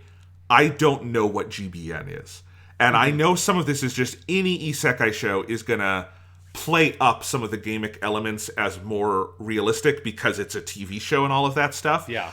But there is no internal logic to anything that happens on this show. So it's exactly what you're saying, that in the fights, they're all acting like they're actual Gundam protagonists in the cockpit, but there's never any acknowledgement that they're not, except when sometimes there is. So there'll be stuff like they're training with Tiger Wolf, who's like, remember, this isn't your actual body, you can't get tired. And they're like, okay. And then they go to a fight where they act like they're getting tired. You have that come up over and over, but then there's an entire episode where they're doing a decathlon in GBN and having a race, and I'm screaming at the TV, what does having a race in GBN mean? You're holding forward on the joystick faster? And then they're acting like they're getting tired, but what does that mean? And in some fights, they're acting like they're getting hurt, but they're not. And sometimes they're feeling physical sensations from the game somehow, but then sometimes they aren't, and they acknowledge that they aren't. In many scenes, they're sitting down and having drinks and or food in the game, and I don't know what that is or what that means, but they're doing it. There's just all this shit that, if it were Sword Art Online and they were stuck in the game and they died from it, that makes sense. If it's Bofuri and there's a punchline to all of those moments where it's like, hey, calm down, Riku, it's your Gundam, your 00 Sky just respawned over there, it's fine. That would be funny, but it's neither and it's both, and it's maddening. It makes you feel like you're going insane watching this show. Yeah. I want to talk about the comedy side of it, because it is one of those things that is really strikingly bad about the show, and particularly compared to Build Fighters and Try. And again, I don't even like Try that much. I'm not here to say that Try is an amazing show, but this is to illustrate how bad Build Divers is that it literally just doesn't understand how to do humor. Because So in Japanese comedy, you have the concept of manzai, or what is the kind of duo structure of the bokeh tsukomi. Bokeh is your setup funny guy. Tsukomi is your kind of straight person. So the bokeh sets up some sort of weird, funny, silly scenario. Then the tsukomi identifies that it's silly and gives a sharp one-liner to kind of bring it back down to reality. Is a basic structure in a lot of Japanese comedy that you see in anime all the time. And Build Fighters and Build Fighters Try were great at that kind of shit. In particular, you had, our favorite character of these shows, which is Mr. Ral.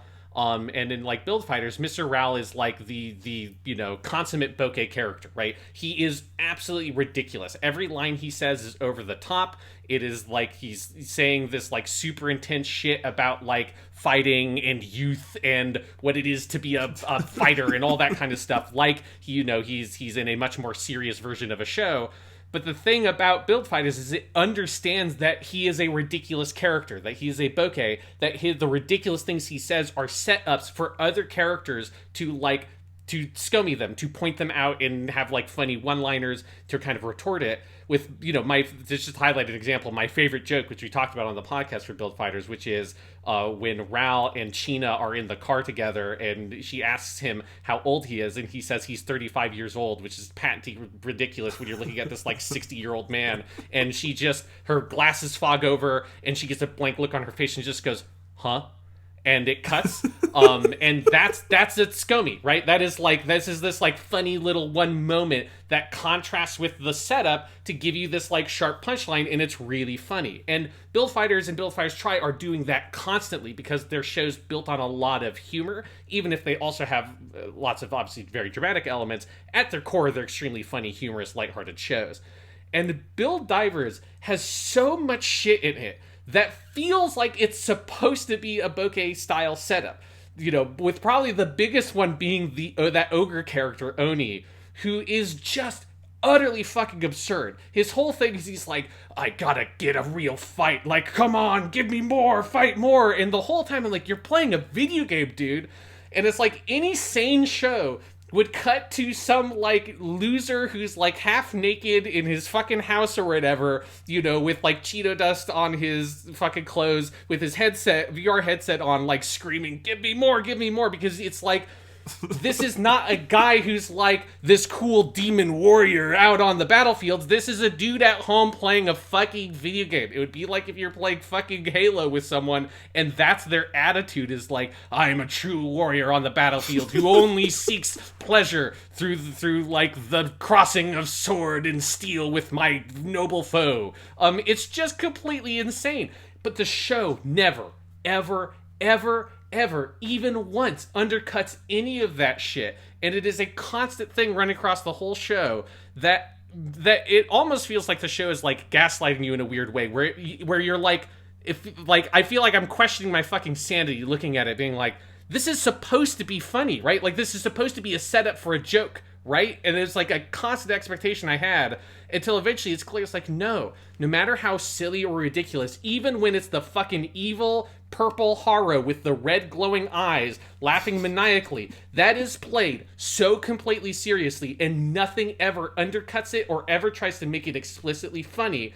And there's just no point over the course of the show you can interpret it as going for real humor. And then that is proved extremely true when the last story arc is about most of the characters you've met up to this point trying to murder a 13-year-old girl. And it's like, this is all completely straight-faced, all very intense and very self-serious.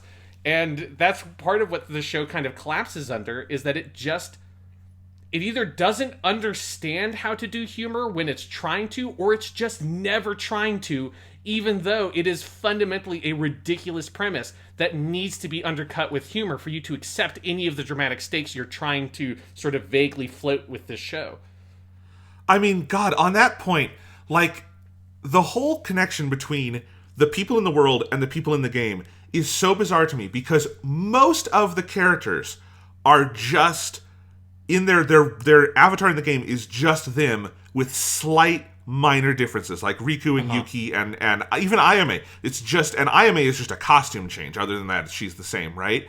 But then you do have a couple characters, like Rommel is a weasel, and Tiger Wolf is a tiger wolf, and all of this kind of stuff. And, you know, it's like, well, wait, why are some of these... And it's like, it's so inconsistent on who is going to be outsized and who isn't, and they never do any fun undercutting of that, like with the Oni characters, the ogres and stuff like that.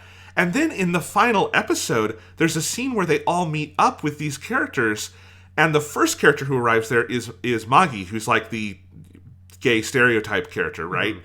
And he is exactly the same as he is in the game. And I did chuckle at that, because if there's any one character where you're going to do the joke where, oh, they're exactly the same as they were in the game, that's the one who's kind of funny with it. But then with Tiger Wolf and with Kyoya and all these characters, and I say, and this sounds crazy because Tiger Wolf is a big wolf guy, but then they just make his character look like that, basically, without the fur. And with Kyoya, he's brunette instead of blonde, and it's all this stuff, and they're all exactly who you expect them to be. So there is no difference, which also undercuts the minor, tiny attempt at a theme about why GBN is important they do in the last arc, which is the idea that some people have like disabilities or something that makes GPN really important to them because they're able to go in there and play with, you know, full range of motion and all of this stuff, which they never really explore. They just broadly gesture at it. They never actually give you... There's a character named Kurt who apparently has something, but they never tell you what that is. But then in the last scene, it's just, no, they are all just who they are, and there is no difference between them in the world and them in the game, and none of this is heightened role-playing. It's just, this is the world, I guess, but sometimes they look like a tiger wolf. Why are you telling a story in this milieu if you want to use literally none of the narrative opportunities offered by this milieu? It's insane. Yeah, especially because the, like, oh, their avatar looks nothing like them in real life is the classic joke in this genre. Like, it's a pretty ubiquitous one that you can play. And yes, it doesn't ever do it. And I feel like they chicken out by not having the Oni guy show up at the end. There's, like, a specific line. There's, like, oh, they couldn't make it. And I was like, that's because you couldn't figure out how to have that guy in real life and not have him be insane. Like, you just couldn't figure out how to possibly have him be a human being. And it's like, that feels like you would counter the fundamental problem with writing that character way late in the show. If at that point you're like, oh, wait, fuck, right. This guy's just an anime character. He's not a person. So we can't have him be in the real world. It's like, yep, that's what you did. And that character has been an annoying fucking thing in this show for the entire time. And Gundam Build Fighters and Build Fighters Try played with this all the time. And that's not even a virtual reality show. That's sort of a, like, heightened Yu-Gi-Oh! Verse where everyone is playing this one specific game. So it has that heightened element to it. But even then, like Meijin Kawaguchi, it's funny that there is a guy in this world whose, like, goal in life is to spread the love of Gunpla. That is played tongue-in-cheek, and it is funny. Like, they do that with all of those characters. There's no sense of that here. You know, I kept thinking of there's a famous South Park episode that now is really old, where they're playing World of Warcraft. Remember that one? And yes. and then there's the big villain that the kids are all trying to defeat, and then at the end of the episode you cut, and the guy that they're trying to defeat, who's like the big edgelord bullshit guy, is a fat dude in his mom's basement, like playing with one hand on the mouse, and like that's the funny image in that episode. And it's like, this is so basic to this genre that it's in South Park, and they can't get that in Build Divers. Yeah, it's just one of the many things that completely sinks the show, is that it is just completely incapable of constructing anything that is actually comedic, even though, again, like 2-something-thirds of its episodes are all like lighthearted, no stakes, like what in my head I think of as anti-dramatic episodes. It's not that they're comedic, it's that they're just anti-dramatic. Yes. And if you're going for the super lighthearted tone for so much of your show, like, you have to make it funny. You at least have to try, because if you don't, they're just nothing episodes, which is what they end up being. Yeah, I mean, specifically in the second core, like, you start with an episode where they're doing an event to win a bunch of in-game coins, and it's like, oh goody, we're watching an episode about a bunch of kids playing an event to win in-game coins, and maybe you could make that funny, but they don't try, so it's just the most boring thing in the world. And then the follow-up episode to that is that they want to use those in-game coins to buy some in-game land, but oh no, someone else wants it too, so they're going to play a game with them to get the in-game land. Okay.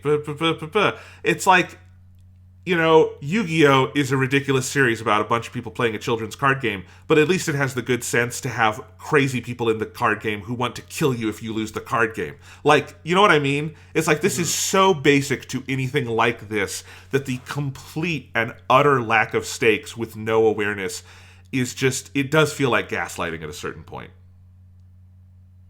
100%. So I think we need to talk about the characters such as they are, because that is obviously another significant issue. Characters with quotes on top of quotes on top of quotes and air quotes around the word characters. Yes, and the biggest thing here is the worst Gundam boy of them all. He easily takes the prize for being the worst protagonist character in a Gundam show. Yes. Which is Riku Mikami, whose only piece of characterization, I swear to God, is just he's the protagonist. Like, it's I don't think I've ever seen something so blatant where they're just like, they didn't come up with anything for this character, so his only character traits are protagonist character traits, which means, like, he's very passionate about GBN, and he likes his friends, and he's got a heart of justice. And that's it. Like, that's his entire character. And he's like generically good at Gundam stuff, I guess, in like a kind of a very nondescript way. He's proficient enough at it that it surprises other people. Like, that's it. And those are just like kind of mandatory character traits that the protagonist must have in a series like this. So I don't even really think of it as being characterization, because it's just like, it's fundamental, necessary things that the character has to have to even exist in that functional role in the plot of the series. So it's not real characterization, it's just, he's the protagonist. Any character you put in that slot would have those exact same traits, and they gave him nothing on top of it. And he is the most vacuous nothing character I have ever seen as a protagonist for a show like this. Yeah, absolutely. My joke that I kept making on Twitter while watching the show is that they forgot to write a main character, and they did. A character designer drew him, a voice actor voiced him, they wrote dialogue for him, but at no point did they ever write a main character, because there is nothing distinguishing about this kid. We know nothing about his life, his parents, his school. We know nothing about him other than that he enjoys playing GBN. Why he enjoys playing GBN is honestly kind of vague because he's not a Gundam fanboy. He knows nothing. They kind of try to do the thing they did in Gundam Build Fighters Try of having the main boy not be into Gundam.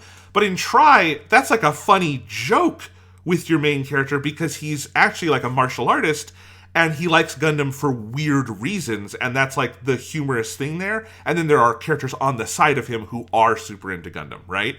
And that's what they do there. And obviously in the original Gundam Build Fighters, they had that with Seiyori and then Ryuji, who is from another dimension and doesn't know what a Gundam is, right? And with this, it's just... So he has no interest in Gundam. The vague explanation is that he saw Kyoya Kujo win the championship and he thought that was cool and he wanted to do it. But there's nothing else that would justify that. There's nothing like he was previously into martial arts, the way the main character in Gundam Build Fighters Try is pulled into it, right? There's none of that. And so it's just he goes to the Gundam base in Odaiba, which I've been to. It is a very cool place. It would make you want to build Gunpla. I don't know if it would make you devote your life to it as single-mindedly as this character does. And that's it. And that's his whole character. And the closest he ever comes to honestly feeling like a character is in the final couple of episodes, because they have written a scenario where he is the only person with any moral clarity going, oh, the little girl is more important than this video game, and he's the only person, like, vocalizing that. And so he does briefly become the best character on the show, but it's really a war of attrition to get there. But even then, he's still incredibly wishy-washy in that last arc, because he's That's very, true, yeah. like, I gotta save Sarah, but also, I care so much about GBN, and I think the thing that pissed me off the most is in the last episode, he fucking apologizes multiple times, yeah. And I'm like, no, they were trying to murder that girl. Like, don't apologize. Like, you should never associate with any of these people. You should call the fucking cops on them and leave, you know? Like, it's really frustrating how he doesn't, like, because that's how uncharacterized he is that he doesn't even really have, like, the moral fortitude of an actual protagonist that causes them to be, like, alienating to other characters. He has to be so generically likable to every other character in the show that even when they've constructed the most, like, unlikable plot scenario possible with this group of characters, that still no bridges apparently have been burned by this, which just, like, speaks to the kind of, like, flimsy nature of Riku's characterization. And I think the biggest issue with him as a character is kind of like some of the stuff you're talking about, of, like, that his love of GBN and his relationship to GBN is just sort of generic and abstract, and is incredibly non-specific is the problem. And I think it pops up, like, immediately in episode 1, that a thing, especially because this was an episode I obviously remembered having watched the first time because it's the first episode, and having rewatched it, like, it gave me perspective on, like, a thing that I could put my finger on that I didn't quite notice the first time I watched the show, which is, I think, the biggest thing out of the starting gate is that he's not given a plot where he falls in love with GBN. He's already in love with it. Like, he's already invested in the idea of playing in GBN. He already wants to play it. He's already excited to play it. And the only reason he hasn't played it is basically nothing. There's, like, one line of dialogue that says, oh, now that I'm 14 or whatever it is, now my parents will let me play GBN. But that's it. And it's just delivered as, like, a vague piece of exposition. And it's a big problem because, like, that moment where the main character plays the game that they're meant to fall in love with, that is, like, the whole thing of the show, should be this really big, impactful moment, right? Like, it should be this thing that if he's gone from not knowing what GBN is or not playing it to now playing it, that should feel like a significant transition for that character, rather than it feeling like nothing, which is what it is in the show. Like, there's this, like, fake expositionary barrier put up as to why he's never played it, and then he plays it. But the experience of playing the game doesn't change anything for him because he already wanted to play it so bad.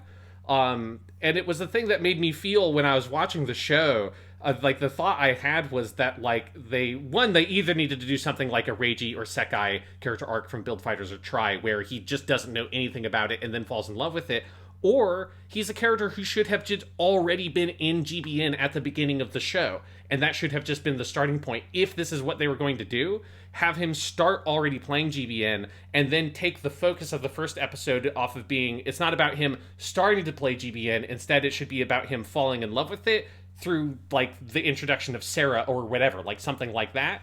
And the thing that like was really frustrating is that later they introduced the character Koichi, whose backstory was kind of the thing that in my head I was thinking of, oh, this would be an interesting thing for this character. Someone who's kind of into it, but has maybe fallen out of love with Gundam stuff and then kind of rediscovers his love would be a good different take for a protagonist for a show like this, considering this is the third time we've done this build thing.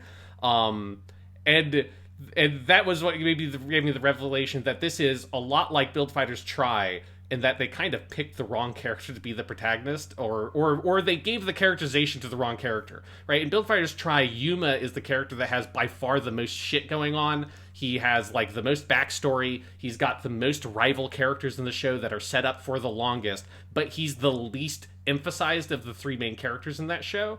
And in this, it's like either IMA or Koichi both would be much better characters to actually be the protagonists of the show than Riku. Riku is like the worst character to pick to be the protagonist. And it is really frustrating when you see that happen again, where you're looking at this character thinking, there's nothing to this guy. And then they later introduce a couple of characters that both have much more interesting protagonist-esque arcs to go on, and more interesting backstories and more interesting stories to tell about them. But they are side characters who are basically spent in a couple of episodes and then are like mostly just in the background for the rest of the show. Yeah, Koichi and Ayame, I guess, would count as the two best characters in the show because they're the only two who have some, crumbs of characterization. I don't think they're good characters. I don't think anyone in the show is a good character, but they're the closest. But then they are also by far the most ignored in the second half of the show. They are the most backgrounded, and mostly it is Yuki. God, I'm already forgetting all the characters' fucking names. You've got Yuki, you've got Riku, you've got the girl who plays soccer, Momo. You've got Sarah, and then you've got Nami, who they keep on the sidelines forever until the last couple episodes kind of comes in, and they're sort of more at the focus, but they don't do anything. And Yuki is also a terrible character. They couldn't even give fucking Riku a fun best friend. It's just a milquetoast nothing best friend. It's the kind of character I feel like Milhouse is making fun of on The Simpsons. It's just terrible. Yeah, so all the characters suck, and then even all the big larger-than-life characters who in Gundam Build Fighters are the most fun are the most shallow, pale imitations of them, like Tiger Wolf and Rommel and the fucking Shafari and all of these guys, and our version of Meijin Kawaguchi in this game, who is just the saddest, nothing imitation of that character type. They just all suck. They're all so generic. There's an episode near the end where they try to... This is one of the most baffling ones to me, where Tiger Wolf wants to have a big final battle with Riku. And the whole thing is that he taught Riku how to fight, so now this is like the thing in, where you're going to pay back, to your master, like you're going to repay the kindness by beating them.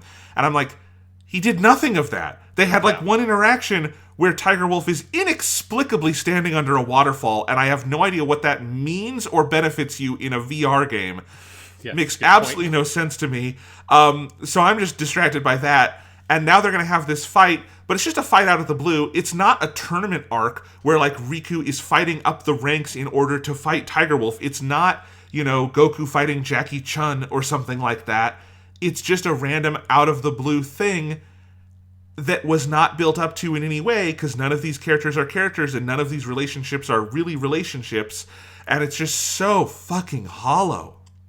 Yeah, I mean, there's never any friction meaningfully between characters other than when the plot suddenly demands it, which is a big issue with all of the character interactions, is that there's nothing like Riku and Yuki don't really overcome anything with the Tiger Wolf arc, right? Tiger Wolf is just, there's an episode, I think it's episode 3 or 4, and they do that, and then after that, Tiger Wolf is just I love these kids, I want them to be in my force, and they just repeat that with a couple of other characters, and then that's just how they're just in the background, right? It's just and even worse is Maggie doesn't even get a full episode about that. Maggie just is automatically just oh, I just love these kids, and I will just appear randomly to give exposition anytime it is demanded of me, because that is my role in the story, and I will just be that for the whole show. And it's the constant sort of utilitarian way that it tries to like sort of employ its characters, that it will use them up for an episode where they'll be used by the plot, and then they're just sort of in the background forever afterwards, never to be used in any meaningful capacity again. And it's almost like depressing, because you're just sitting there staring at these people, some of which, like, you know, the Tiger Wolf episode's probably one of the best episodes of this whole show. It's not a great episode or anything, but, like, compared to what comes after it, it's relatively interesting. I like the fight with, like, the weird Django-style Tequila Gundam with, like, the coffin that it's dragging around. Like, that's one of the big highlights of the whole fucking series. And then to just see the Tiger Wolf character, who's voiced by Junichi Suabe, who's a great voice actor. There are lots of very good voice actors in this show wasted on bad characters. And you're just, like... Any amount of potential you maybe could have seen briefly in an early appearance of a character, you're guaranteed to never be followed up on again, because if they're used for an episode, they're just sort of wasted. And Tiger Wolf is the best amongst the lot because he gets a second episode in the second half, a privilege not given to any other character in the entire show. No, it is so, especially when you've seen Build Fighters and Build Fighters Try, which are both just chock full of, like, big, larger-than-life, vibrant characters. I think even if whatever problems you have with Try, it's obvious that is a show with lots of characters they can cut to at any moment and have fun interactions and fun jokes and all sorts of things, right?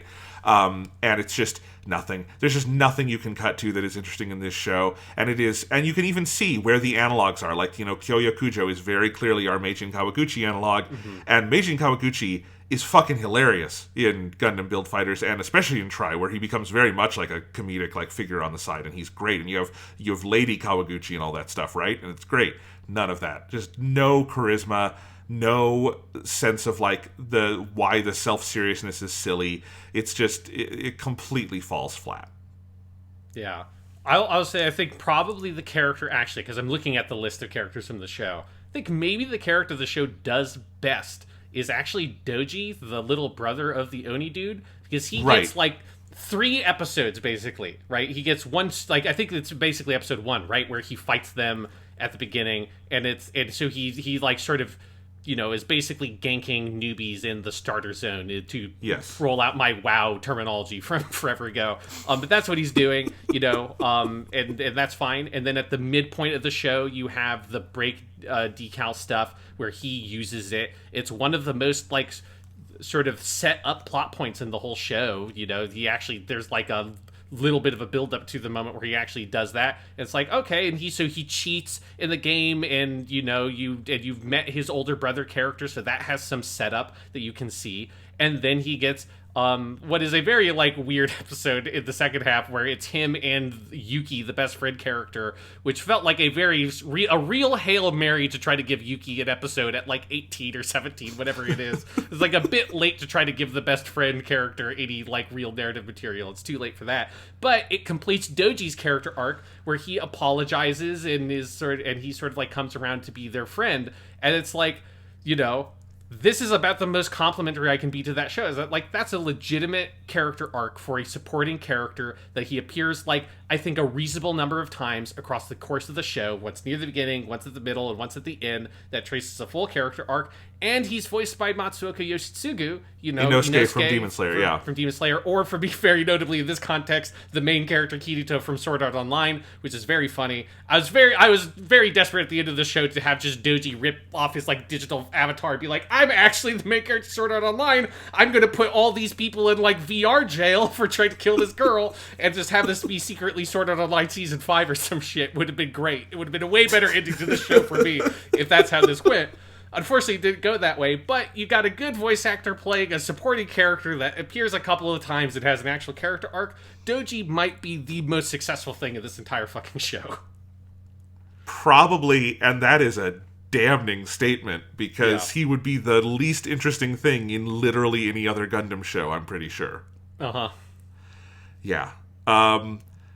There is so little to talk about in terms of plot and individual episodes. You know, I think my favorite episode of this show is the one where they go to the Bear Guy Festival, because at the very least, the animators had a lot of fun doing cool visual gags and, like, fun Easter eggs with the Bear Guy Festival. It's not a great episode in terms of plot or anything, but I did take a lot of screenshots of the Bear Guy Festival because there are funny things going on there, because Bear Guy is a funny idea. that's the best this show's got for me. And then we're into the break decals arc, which sucked. Yeah, I think the festival one's interesting because it almost is like in one episode is very illustrative of like the two like sort of like opposite halves that destroy each other of the show. Yes. Because yes, I kind of agree that the first half of the festival episode is like it's fine. It's fun. It's like it would be the worst episode in Gundam Build Fighters Try, but you could see it broadly being in one of those shows of like, oh, there's the bear guy stuff. You get to have a bunch of background Gundam jokes and do your Disneyland stuff, but it's like the white base instead of the Disney castle. You know, like that stuff's reasonably fun. If the characters had any characterization to them, that would have been like a decent little thing. But then the second half of that episode is where they meet these two random ladies who show up again at the end of the show, and I was very confused for a while until I realized, oh, it's those two girls from the festival episode. And this is where they really introduce the break decal stuff kind of in earnest, because one of the two girls uses the break decals to try to win the, like, treasure hunt thing contest at the end of the festival, and it gets, like, out of nowhere, it gets so intensely self-serious where she's like crying and screaming about, it's like, I just don't want to hold my friends back. I need to be strong. I need to be powerful. And she's screaming like as if the break decal thing is hurting her somehow, which obviously can't be because it's just a VR thing. And Riku's screaming at her like, how could you do this? Don't you understand? Like, you're destroying the very world you're trying to protect. It's like, it's so over the top and self-serious. Again, with nothing to undercut any of this shit. It's so crazy. And it comes out of nowhere. You've never met these two ladies anywhere before, other than like 5 minutes before this plot starts happening. And this happens like after you just had half an episode about characters standing around and enjoying the Bear Guy Festival, where like the most notable thing that happened is that IMA was like too sheepish and stoic to reveal that she really was excited about petting a fucking bear guy. You know, like that's what we just saw. Now we have Riku like screaming at this lady who's breaking down into tears at her own powerlessness about how she's destroying the very thing that connects her relationships and her friends together, while her friend is also crying, being like, no, how could you betray me? And all this shit. And it's just saying this, like, this is insane. Who wrote this and thought that this, like, dramatic bullshit would ever be able to be pulled off like that? And then the thing that's especially crazy is that is the episode before the Doji episode where Doji does the exact same thing. Only with Doji, it's a character we've seen before, so at least it's been set up. But, like, it's one of the things that really hurts the Doji episode is that they are literally just repeating the plot you just saw in the previous episode, but with two characters you had never met before. And so even in an episode that is, like, one of the few, I would agree, like, high points, relatively speaking, and relatively is doing a lot of work in that sentence, relatively speaking in this show, it is also one of the episodes that I think really highlights the deficiencies of the show's entire approach to, like, plot and character. Oh, you're absolutely right. I mean, I was gonna say that, and it's like, it's where my eyes glaze over. Right, the first half of that episode, I'm having fun with the bear guy visuals, and then it becomes the break decal melodrama, and my eyes just that's where there's a lot of this show, Sean, where I'm checking my phone and like, oh yeah, and like testing my Japanese of how much I can understand without watching the subtitles. Which, you know what, for this show, it's a lot because even if I didn't know Japanese, they're not saying anything important, so it's easy. Anyway, the fucking, it's all so bad, and then we get to the coalition of volunteers and taking down the break decals, and my problem with this arc, which is probably the best sustained stretch of the show, because at least there's a plot. The problem is I want the villain to win. The villain's right. The ostensible villain is a guy who's mad that we stopped playing with the Plavsky particle stuff, which is the coolest shit in the world, and wants to bring down GBN. And at this point in the show, I'm already fully on that, and I haven't even seen GBN descend into a murder mob, which it will, which I think really proves this guy right, that the majority of people in GBN are potential fucking murderers. This guy's right. We got to take it down. I think the break decals were a great idea. He's got the right idea. He's an evil Haro who's telling people now who's crying, because he was crying in an earlier scene, and it's making me laugh really hard, primarily because the show doesn't treat it as a joke, which is why it's so funny. So the biggest deficiency of this arc is that I'm opposing the heroes, and that is, kind of sad. But, it's vaguely interesting. Yeah, I'm with you. That I mean, this is the best sustained episode because it's the best sustained series of episodes. Again, relatively speaking, for this show, because it has the most plot stuff, and the plot stuff isn't making me want to rip my hair out like the similar arc at the end of the show where it gets very heavy on the melodrama. And one thing really quick, just because I want to mention it before I forget, on the tears line, one of the funniest things that they do is, I think it's episode 12 is the penultimate episode of this arc, where that happens, where he reveals that he's like an actual Hado and all that shit. And in one of those scenes, I think it's Tiger Wolf delivers this very like cliche anime line of where the main character is like, or the villain character is off on his crazy rant, and he's like, I've got to destroy this world because I hate all this shit. And then Tiger Wolf says very dramatically, then why are you crying? And he's like, and the villain runs away, which again is a very cliche anime line. The reason why I mention that is because they then do the exact same thing in the next fucking episode, because the episode after that, there's a scene with that character at the end with Koichi, where it's the same thing, where it's Tsukasa, the villain character, is going off and off about like, I hate all this shit, blah, blah, blah, blah, blah. And then Koichi goes, then why are you crying? And then it cuts to Tsukasa and he's standing in the rain, and and raindrops, or are they tears, are flowing down his cheeks. And like, man, show, it's like, you can sure take cliche lines from other anime, but you sure don't know how to use them.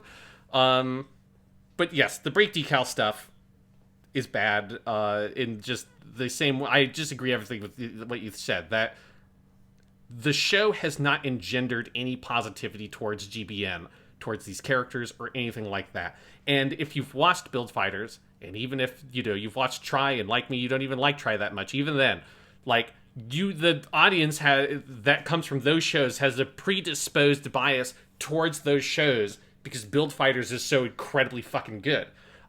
So you got to really kind of lay your mark and kind of distinguish Build Divers and GBN from that stuff. And for all the reasons we said about their bad world building, they fail to do that utterly. So then when a character comes about that's threatening the destruction of this world, you're like, kind of like, yeah, I mean, at the very least, you're not rooting against him. Like, the most on the side of the protagonist you are that you don't care whether or not the world is destroyed, because you as the audience have not been made to care about this world or fall in love with it in any way. And so when Riku goes off and has his like big protagonist speech about how much he loves this place and how it is just as valid or real as anything else, because the memories and the people we've met here and the feelings and emotions in this place are real and is what makes it real, which is a speech I want to be clear about, I 100% agree with. Like, we're video game people. Like, World of Warcraft, like, in playing World of Warcraft as a kid is one of my favorite experiences with video games. I fundamentally agree with Riku's core position in a real-world scenario, that if they put it in a, like, reasonable package, I would be totally on board with the idea of, like, saying, no, this, like, virtual world isn't fake, it isn't meaningless, because we give it meaning through our experiences with it, and it has value to people, is a thing that I am strongly predisposed to agree with, but they're so bad at this show that, like, I just don't care. And since they haven't told an effective story about GBN and how it's important to people, and since I don't care about these characters or their friendships, like, I'm like, yeah, Tsukasa can blow it up. It doesn't really matter to me, because there's no weight or consequence or concern or emotion felt on my part towards this setting and its characters. It's also just like, what does destroying GBN mean? Is there not a backup of the game? Can you not roll back to version 2.5 if version 2.6 gets destroyed? Why is it the job of the coalition of volunteers to go do this? Why is this one hacker able to bring down, like, this game's World of Warcraft with, it's like all this stupid shit that, like, in a better show you'd be able to look past, but in this show it's all you can think about because there's nothing else to pay attention to, And in general, I think the decision to set this nominally in the same world as Gundam Build Fighters is just a terrible choice.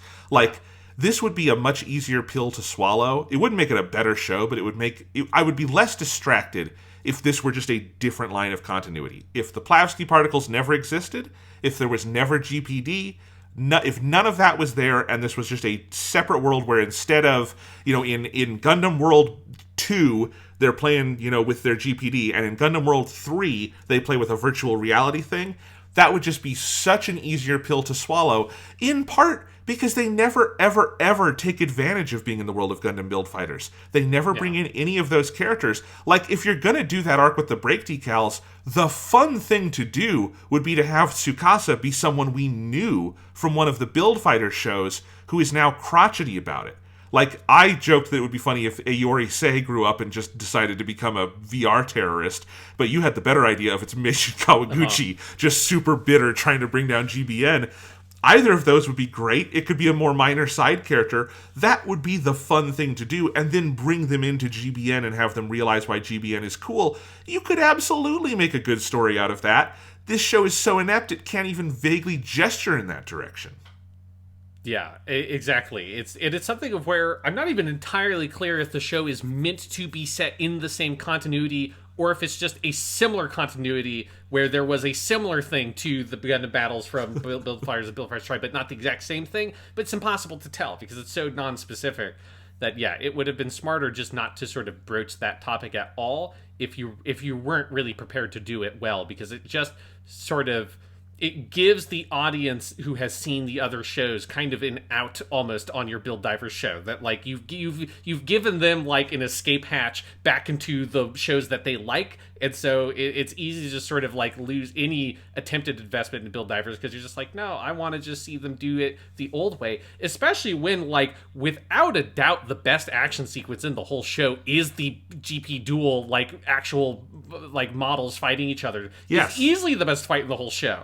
And it's like they almost should have like intentionally made it an awful fight just to like prove their, just like to uplift their own concept or something, because it's very funny that when it becomes the classic Gundam Build Fighter setup, it's like one of the only good action scenes in the whole show. Because it's the only one with anything resembling stakes. Yes. Like, because in that moment, Riku is acutely aware that the 00 ace at that, whatever he's calling his 00, the first version he makes before the sky, like, that one will actually break in this fight. So when things happen to it, it's actually happening, and it's stuff that will have a consequence. There's a hilarious moment at the end of, it's in the finale when he, or maybe the penultimate episode, it's whenever he rescues Sarah, and he's like flying his Gundam after he beats Kyoya, and it's all breaking down, and he's like, goodbye 00 Sky, thank you, and like it dissolves away, and he goes and rescues Sarah, and I'm like, it's fine! The Gunpla is still there on your fucking GP base thing, and it's gonna respawn. It's fine. What are you talking about? Nothing happened. You're playing a fucking video game. Well, the best part is that there's literally then a line, it's either like later in that episode or it's like at the beginning of the next one where he says that exact thing, where it's like because the whole thing breaks and he falls down and gets Sarah.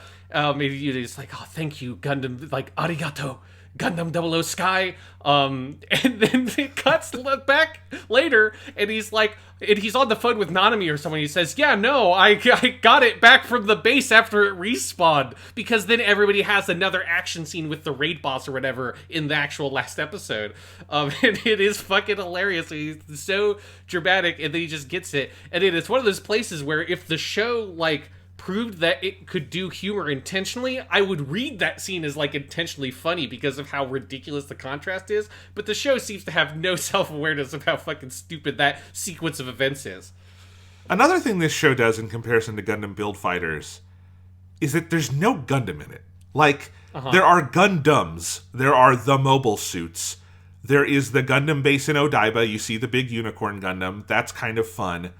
But there is no Gundam in it. Like, there is no equivalent to your Mr. Ral. There's a couple of scenes where you will see people dressing up as, like, Char or something like that. There is one force you briefly meet who are all dressed up as the different masked characters from the Gundam universe. And there is the one joke that I think is actually a joke in the entire series is someone uses a line that Mask uses in, or not Mask, it's the masked guy from Turn A Gundam. Yeah, and there's universe! Yes, they do that. That's like the only joke in the whole show, and it's like the only Gundam reference in the whole show. And the only recurring character who is sort of from Gundam is, he never has any lines, but Patrick Kolasar from 00 is in this show around the margins, showing up in different events, just there as a background figure. He's not an actual character. It's not, to our knowledge, like someone obsessed with Patrick Kolasar role-playing as him, which is a fun character you could make. Like, I'm obsessed with this random character from Double O Gundam. None of that is in there. So its connections to Gundam are purely aesthetic, and it has no seeming like love of the franchise in the way that Build Fighters and Try doesn't do it as successfully, but it's still there because Mr. Ral is in it, right? So like, it's all in there, and that's fun. There's just none of that in here. Yeah, I could have used a lot more of the like themed forces, because yeah, that's the best joke in the whole show, is having an entire force that is just the different Char clones from different series, and then having Harry Ord, that's the character from Turn 8 Gundam, having the guy dressed as Harry scream out the universe line from the end of Turn 8 Gundam is the most fun I had in the whole show. Because I could point at the screen and say, I saw Turn 8 Gundam, haha. And the other thing that was fun was playing Where's Waldo with Patrick Kolasar from Double O Gundam, who, say, like, inexplicably, he must be in the background of at least one shot in every single episode of the show. I mean, it's a constant thing. But that's a bad thing if, like, the most fun I'm having with your show is, like, waiting around to see, like, is Patrick going to be in the crowd in this scene? Where is he going to be? There's Patrick. Okay, let me skip to the next episode. I might as well have watched the show that way. I would have had a better fucking time. That's really sad that's, like, the amount of fun as a Gundam fan I'm getting out of your Gundam show. Yeah, it's... And why Patrick Kolasar? I liked Patrick Kolasar in Gundam 00, but, like, when it's a Ramba Ral thing, you know it because it's Ramba Ral. It's Patrick. It's just so weird to me. Like, where did that come from? I don't know. It's bizarre. But I think we really need to talk about the last arc of the show, Sean. Oh God. Yeah. Well, I mean, we have to just briefly, because I don't think we need to talk about any of these episodes, but we just have to point out that there's like 7 episodes after the break decal thing that are just nothing episodes where nothing happens. Oh yeah, it's complete filler until the final 6. Yeah. Yeah, it is brutal. It is completely brutal. Because it's one thing starting your show with a bunch of nothing episodes where nothing happens, but then when even if it's a kind of a bad plot, once you've introduced an actual plot with the break decal stuff, having to go back to the nothing episodes is just hard. It's very hard to start watching those episodes. And this is where I slowed down dramatically in watching Gundam Build Divers. I think I did about 1 episode a night for a couple of days, to the point where I ended up watching the last like 5 episodes of the show basically in one binge yesterday, because I had left more of it than I originally intended because of how hard it was to get out like through the 7 episodes after the midpoint. Sean, I have to admit, last week when we said we were going to finally do this week, I thought I was 5 or 6 episodes into this show. I was only 3 in, so I had to do 23 in this last week. These 6 I think I did in one day. I just like pushed through it. It was so hard though. They're terrible. Like, they're all bad. The one where Tiger Wolf and Riku fight is maybe the best of these 6 because the fight has some cool images, but it's bad. And then you get the one where it's the girls only event in GBN, where it's inexplicably a fucking marathon in a video game, and I just am tearing my hair out because I don't understand what's going on in the episode. It's a dire period. Like, I made a tweet saying I think the second core of Gundam Build Divers is the most dire creative period in Gundam history. Sean, I made that tweet before the Sarah stuff started coming up. And, like, the Sarah stuff really cements, I don't think that anymore. I know for a fact that is the most dire creative period in Gundam history. But just from these first 6, the filler 6, I knew it. Because, man, if you are making a 26-episode anime season and you have 6 episodes of filler at the start of the second core, you are doing everything wrong. Everything. Yeah. I mean, most anime series are only 1 core, and this would constitute half of a show's, like, normal run.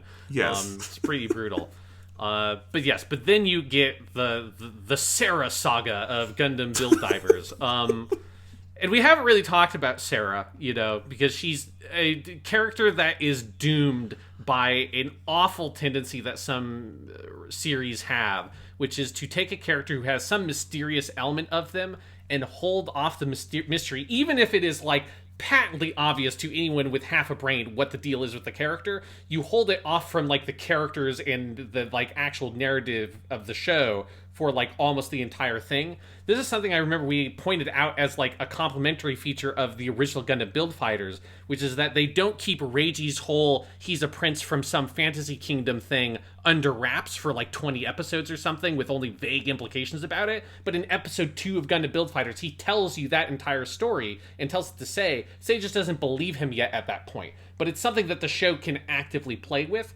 And a thing that's very frustrating, I think, is like a big no-no in writing is to think that it is more interesting to have the mystery be, you know, it's the J.J. Abrams mystery box thing. To just have that and be in the background and tease it vaguely all the time, but never actually do something with it. Because the consequence is, once you do have to do something with it, it's now too late because you spent 20 fucking episodes of your show vaguely teasing the fact that there's obvious to like anyone who watched the first 5 minutes of the first episode where Sarah's introduced that she's not a human, that she is an AI girl that is like seemingly spontaneously created within the virtual reality of GBN. They give some bullshit explanation of like, it's the excess feelings for people's Gunpla that gets converted into data and has congealed into Sarah as a sapient AI, which is kind of a nonsense whatever, but that's fine.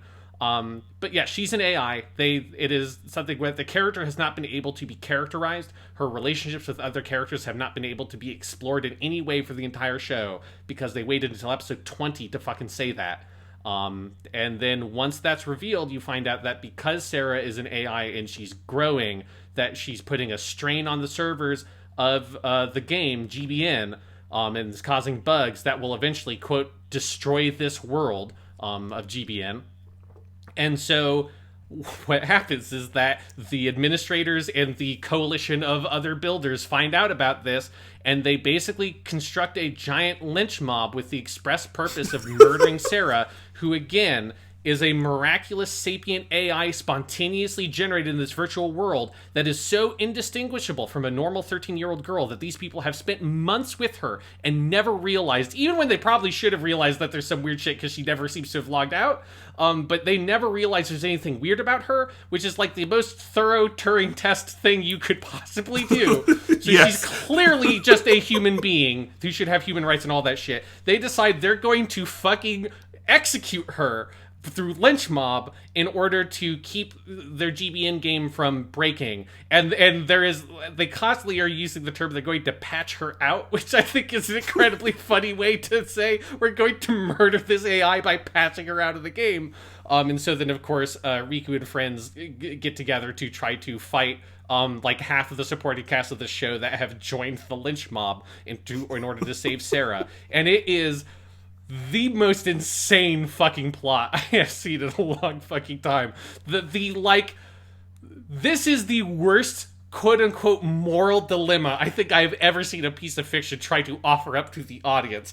Do you A, save the life of this 13-year-old girl who also her entire existence revolutionizes your ideas of what it means to be alive and what like existence is and all kinds of important and meaningful scientific and philosophical questions? That's option A. Or option B, do you play World of Warcraft and kill her in order to do so? Those are your two options.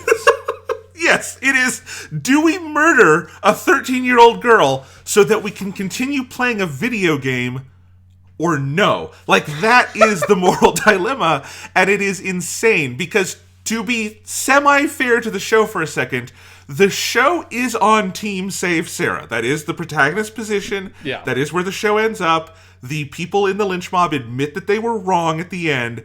That is the point.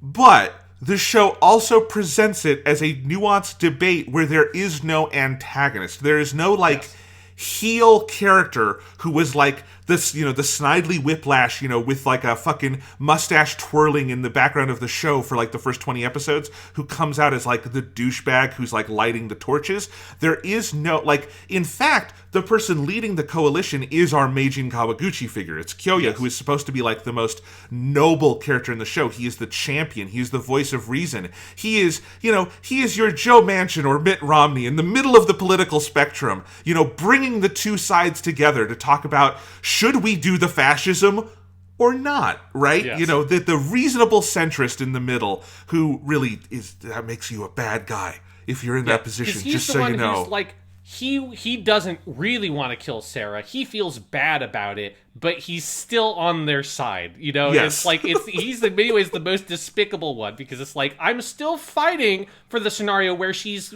like brutally executed by this patch or whatever, and like she snuff her existence out for all time. But I'm going to be sad about it when it happens.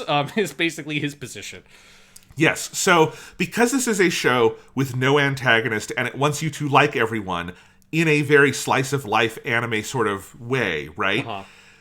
When you get to this part, it wants you to believe that everyone kind of has a reasonable point of view, and it gives Riku and the other characters all this self-doubt of like, but is it selfish to sacrifice our video game to save the first sentient artificial life ever created in human history?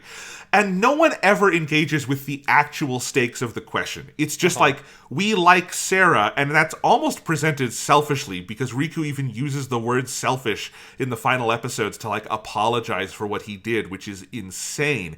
There's never a scene where like the characters sit down and go, but maybe creating sentient artificial life is more important than our video game. That is never acknowledged. They acknowledge the ways the game is important, which in an abstract sense, I agree with. If there were a Matrix VR video game that allowed, you know, a paraplegic to walk again in an artificial environment, I would agree that's important.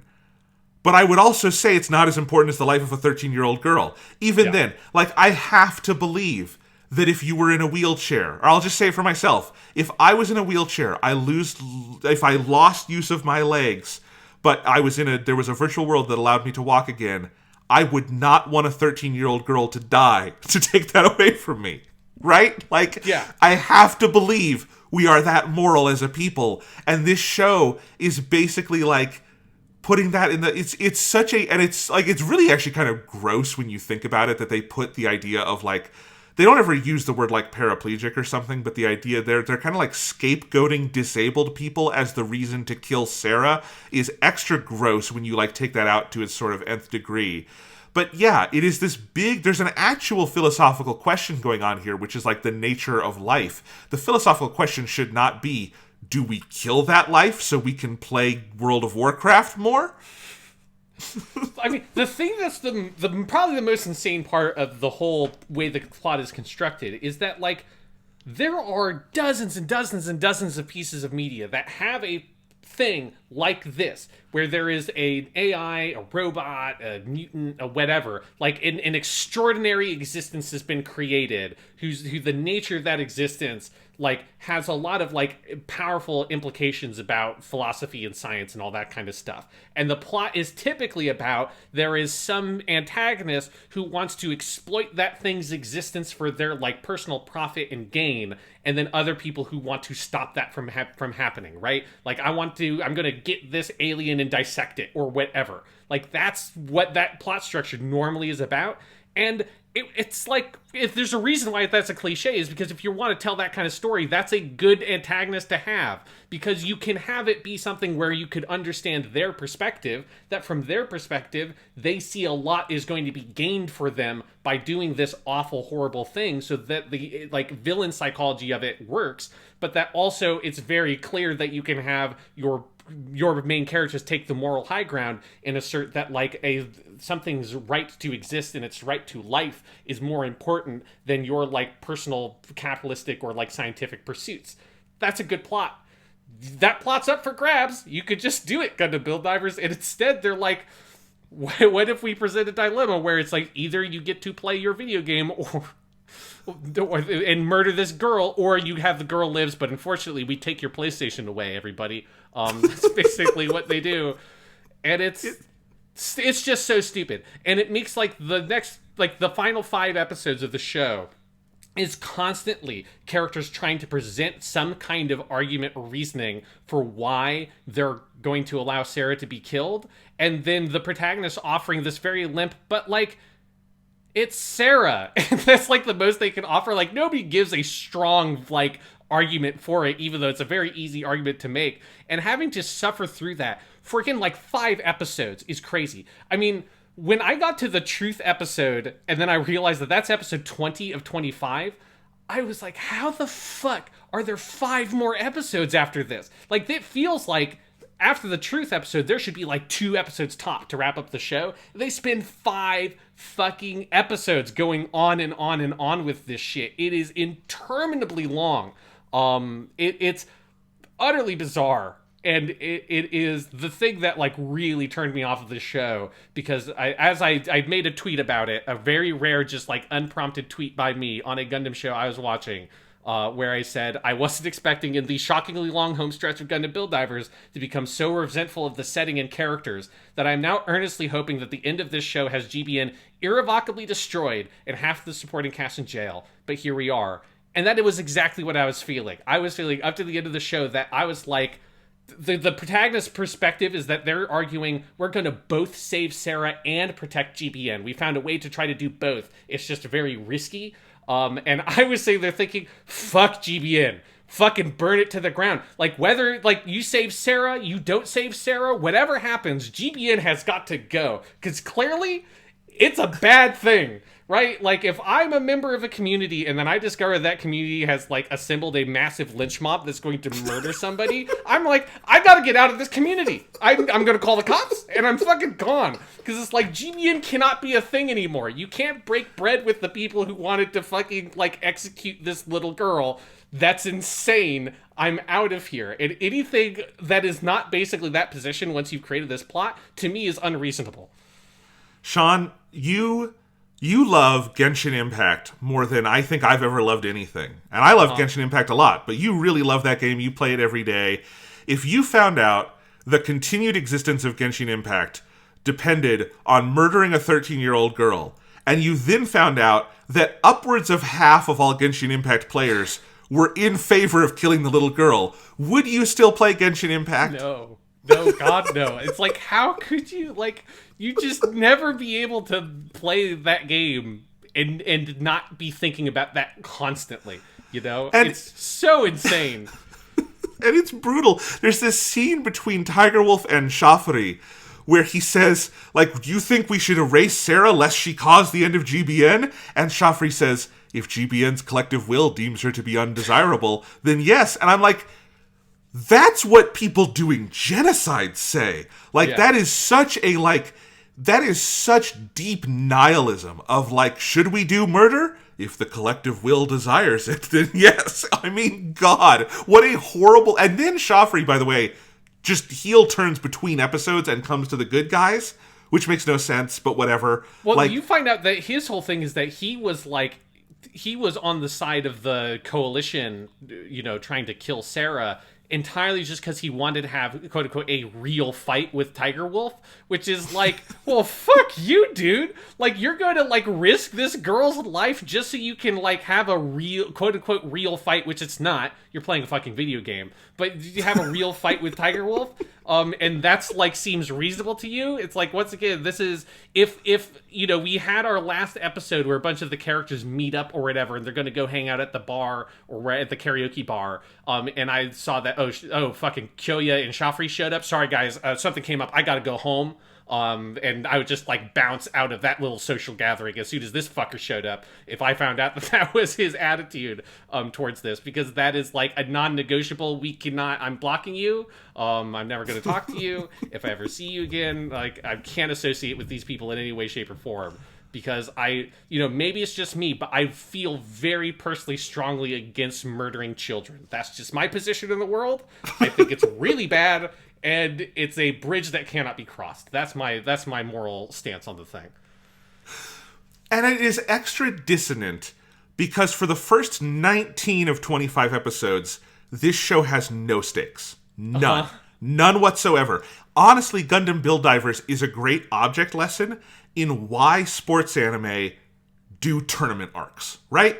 Because a tournament arc, which is what both Gundam Build Fighters and Build Fighters Try do, and I think you and I agree Try does it less successfully than Build Fighters, but even in Build Fighters Try, the tournament is just an automatic focusing mechanism to give your show personal, clear stakes. I want to win the tournament, which means I want to win this fight, and then this fight, and then this fight. Tournaments are something that anime and lots of fiction have used forever because it is just a great way to give your story structure and shape and obvious, clear stakes limited to your corner of the world, right? Build Fighters and Build Fighters Try are not about saving the world. They're about winning the tournament. But you don't care that the stakes are not world level because it's very clearly established the stakes of this little corner of the world and these characters. Gundam Build Divers can't even manage that, so its highest stakes thing in those first 19 episodes is the break decal stuff, but the worst thing that's going to happen is they can't play GBN anymore, and I don't give a shit about that, and there's been no reason for that. So, Gundam Build Divers would be saved if it did something like a tournament anywhere in there, because it would help so much, but they never ever do that. So, for 19 episodes, 0 stakes, no stakes, anti-drama, and then the last 6 episodes, do we murder the little girl or not? It is so jumping the fucking shark. You are just careening over the shark in terms of going from no stakes to higher stakes than either of the other build shows ever engage with. It's crazy. Yeah, like, Jonathan, can you imagine if the end of Gundam Build Fighters was that everybody found out that, like, Reiji's continued existence means that, like, you will never be able to do Gundam battles again, so half the characters decide they're going to fucking hang Reiji in order to try to, like, keep Gundam fights alive? Like, it's just such an insane plot point that trying to sort of, like, extrapolate it onto other similar shows is completely insane. Yeah. I mean, I just try doing this with other slice of life shows, Sean. Like, what if the end of Polar Bear Cafe, the polar bear and the penguin decided they were going to go kill the grizzly bear, and Panda is having to decide, am I okay with this? Like, what the fuck?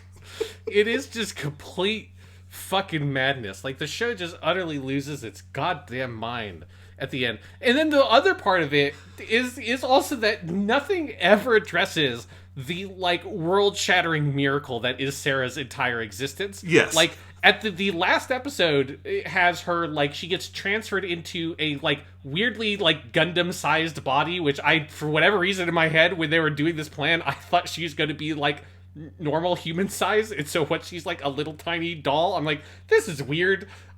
You could have made it like a normal human size. I'm kind of uncomfortable that she's just like in someone's pocket or whatever is like weird. But whatever. They transfer this like sapient AI out of this virtual reality. Again, a sapient AI that nobody even made on purpose. She just spontaneously came into existence like fucking Jesus Christ or some shit. And they transfer her out of the virtual world into a little toy that she can spontaneously, like, of her own will move. And nobody talks about it. Like, it's not a big deal. It doesn't become world news. They don't even talk about trying to keep it a secret. There is no attention or concern paid for the fact that this has just happened.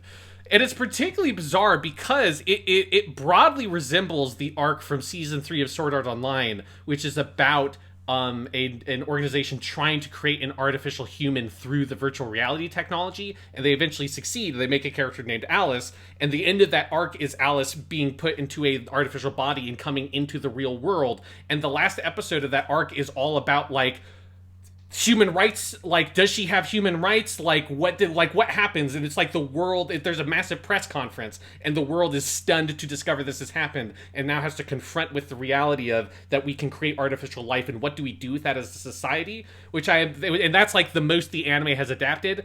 And I imagine that is something that the next story arc of Sword Art Online probably deals with heavily.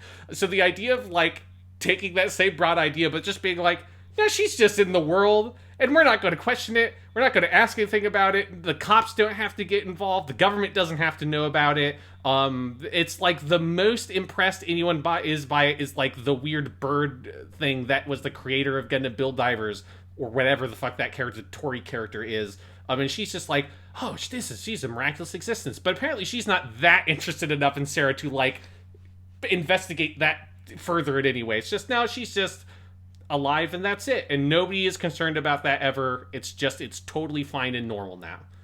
The proper ending to this show would be in the midst of the big final force battle, the fucking everything gets shut down and suddenly the Prime Minister of Japan is like beamed in going, we are seizing this game, we are seizing all of these assets, we are going to investigate the existence of digital life because this is clearly a society level problem now.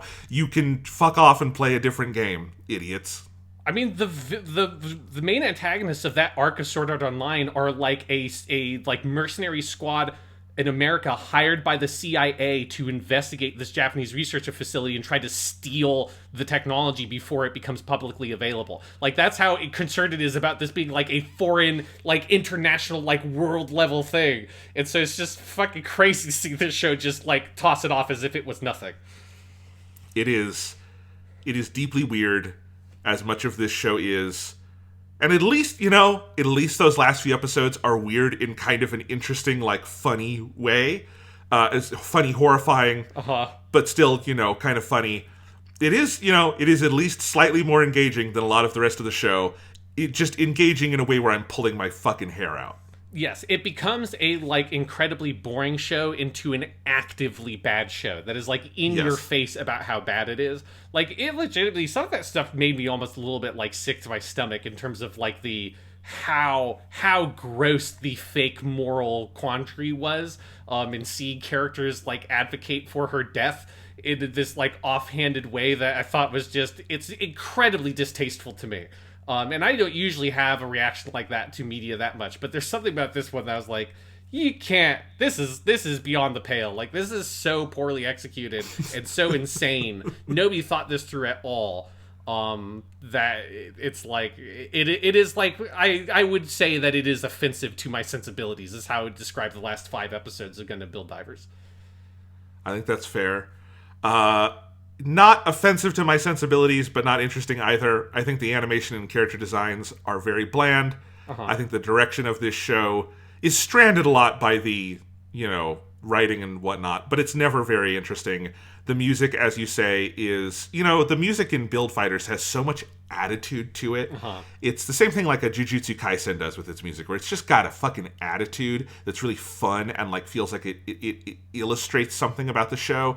And the music for Build Divers you could put on 7 different other shows. It does not feel specific to this show in any interesting or compelling way. All of that. It feels like a very low effort show to me in all of those other ways. Yeah, I agree that nothing else stands out.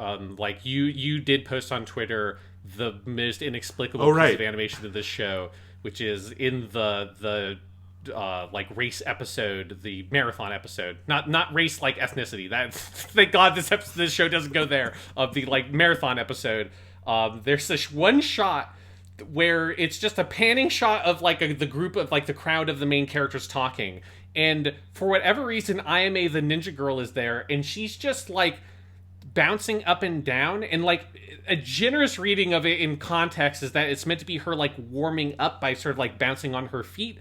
But it just looks like someone took the character model in, like, their, like, digital program or whatever, and just dragged it up and down at a constant rate to make it look like she's jumping, but she's not jumping. But it's not at a constant rate. It's, like, really juddery and, like... What it really looks like to me is like if you took an animation cell and just were like sliding it up and down in front of the camera. It's so awkward, and it's got this weird little bouncy sound effect. It is the most baffling cut in all of Gundam. Yeah, it looks like an error or something. Like it looks like someone left it in by accident. It looks like the kind of thing that would usually get corrected for the Blu-ray. Like, there's lots of like bad animation days that in modern anime, they go up on day 1, and then a couple weeks later they're fixed, right? This is one of those. It's really weird that it is, like, still there. Yeah, and looking at the clip again, because, again, you have it on your Twitter, it also reminded me of Momo. Momo looks fine in this scene, but Momo is the character that I feel like maybe, like, half the time she's on screen, she is drawn off model. For whatever reason, that character they just could not ever fucking draw on model. She also has, like, the most generic character design in the game with just this, like, pink-haired cat girl. But yeah, like just generally the animation is not good, I mean, every once in a while there'll be an action sequence where there's good animation in it, because it is still Sunrise, like it's still Gundam. There's going to be some good stuff in there, but it's always undercut by the fact that the rest of the staging and the writing and the direction, all that around anytime there is a good spot of animation, just none of it is able to be effective in the context of the rest of the show. Yeah, it's bad. The theme songs. 3 of the 4, I don't give a shit about. The first opening, Divers High, that's a great song. Yes, Divers High is easily the best part of the whole Gundam Build Divers experience. It's a certified banger. It's so good. The TV cut down, the 90-second version, makes the absolutely genius choice of it uses the second version of the chorus from the full show, which is where most of the instrumentation drops out, and the singer goes into this big falsetto, and it's like, ah! It's like really good. And it's just got, that was the best part of each of the first 13 episodes, was watching Divers High. I have listened to the song a lot. That's great. It's the one good thing that came out of this show. Yeah, because I'm with you. The other 3 songs, like, some of them are fine. Like, I like the second opening okay. I like the first ending okay. The second ending made no impression on me. One of the things I like about Divers High is, especially, now that we're well into modern anime, which I've seen so much of, is it's always just nice to have something that feels different. And there's something about Divers High has this very fun march beat to the song. Yes. That is very different than a kind of standard J-rock thing. And that's one of the things I enjoy about it, is it just stands out so much. Like, as soon as the song starts, immediately, oh, this is the song from Gundam Build Divers. Because this song has been on my playlist of Gundam songs forever, because I've watched the show, like the opening of the show back in the day.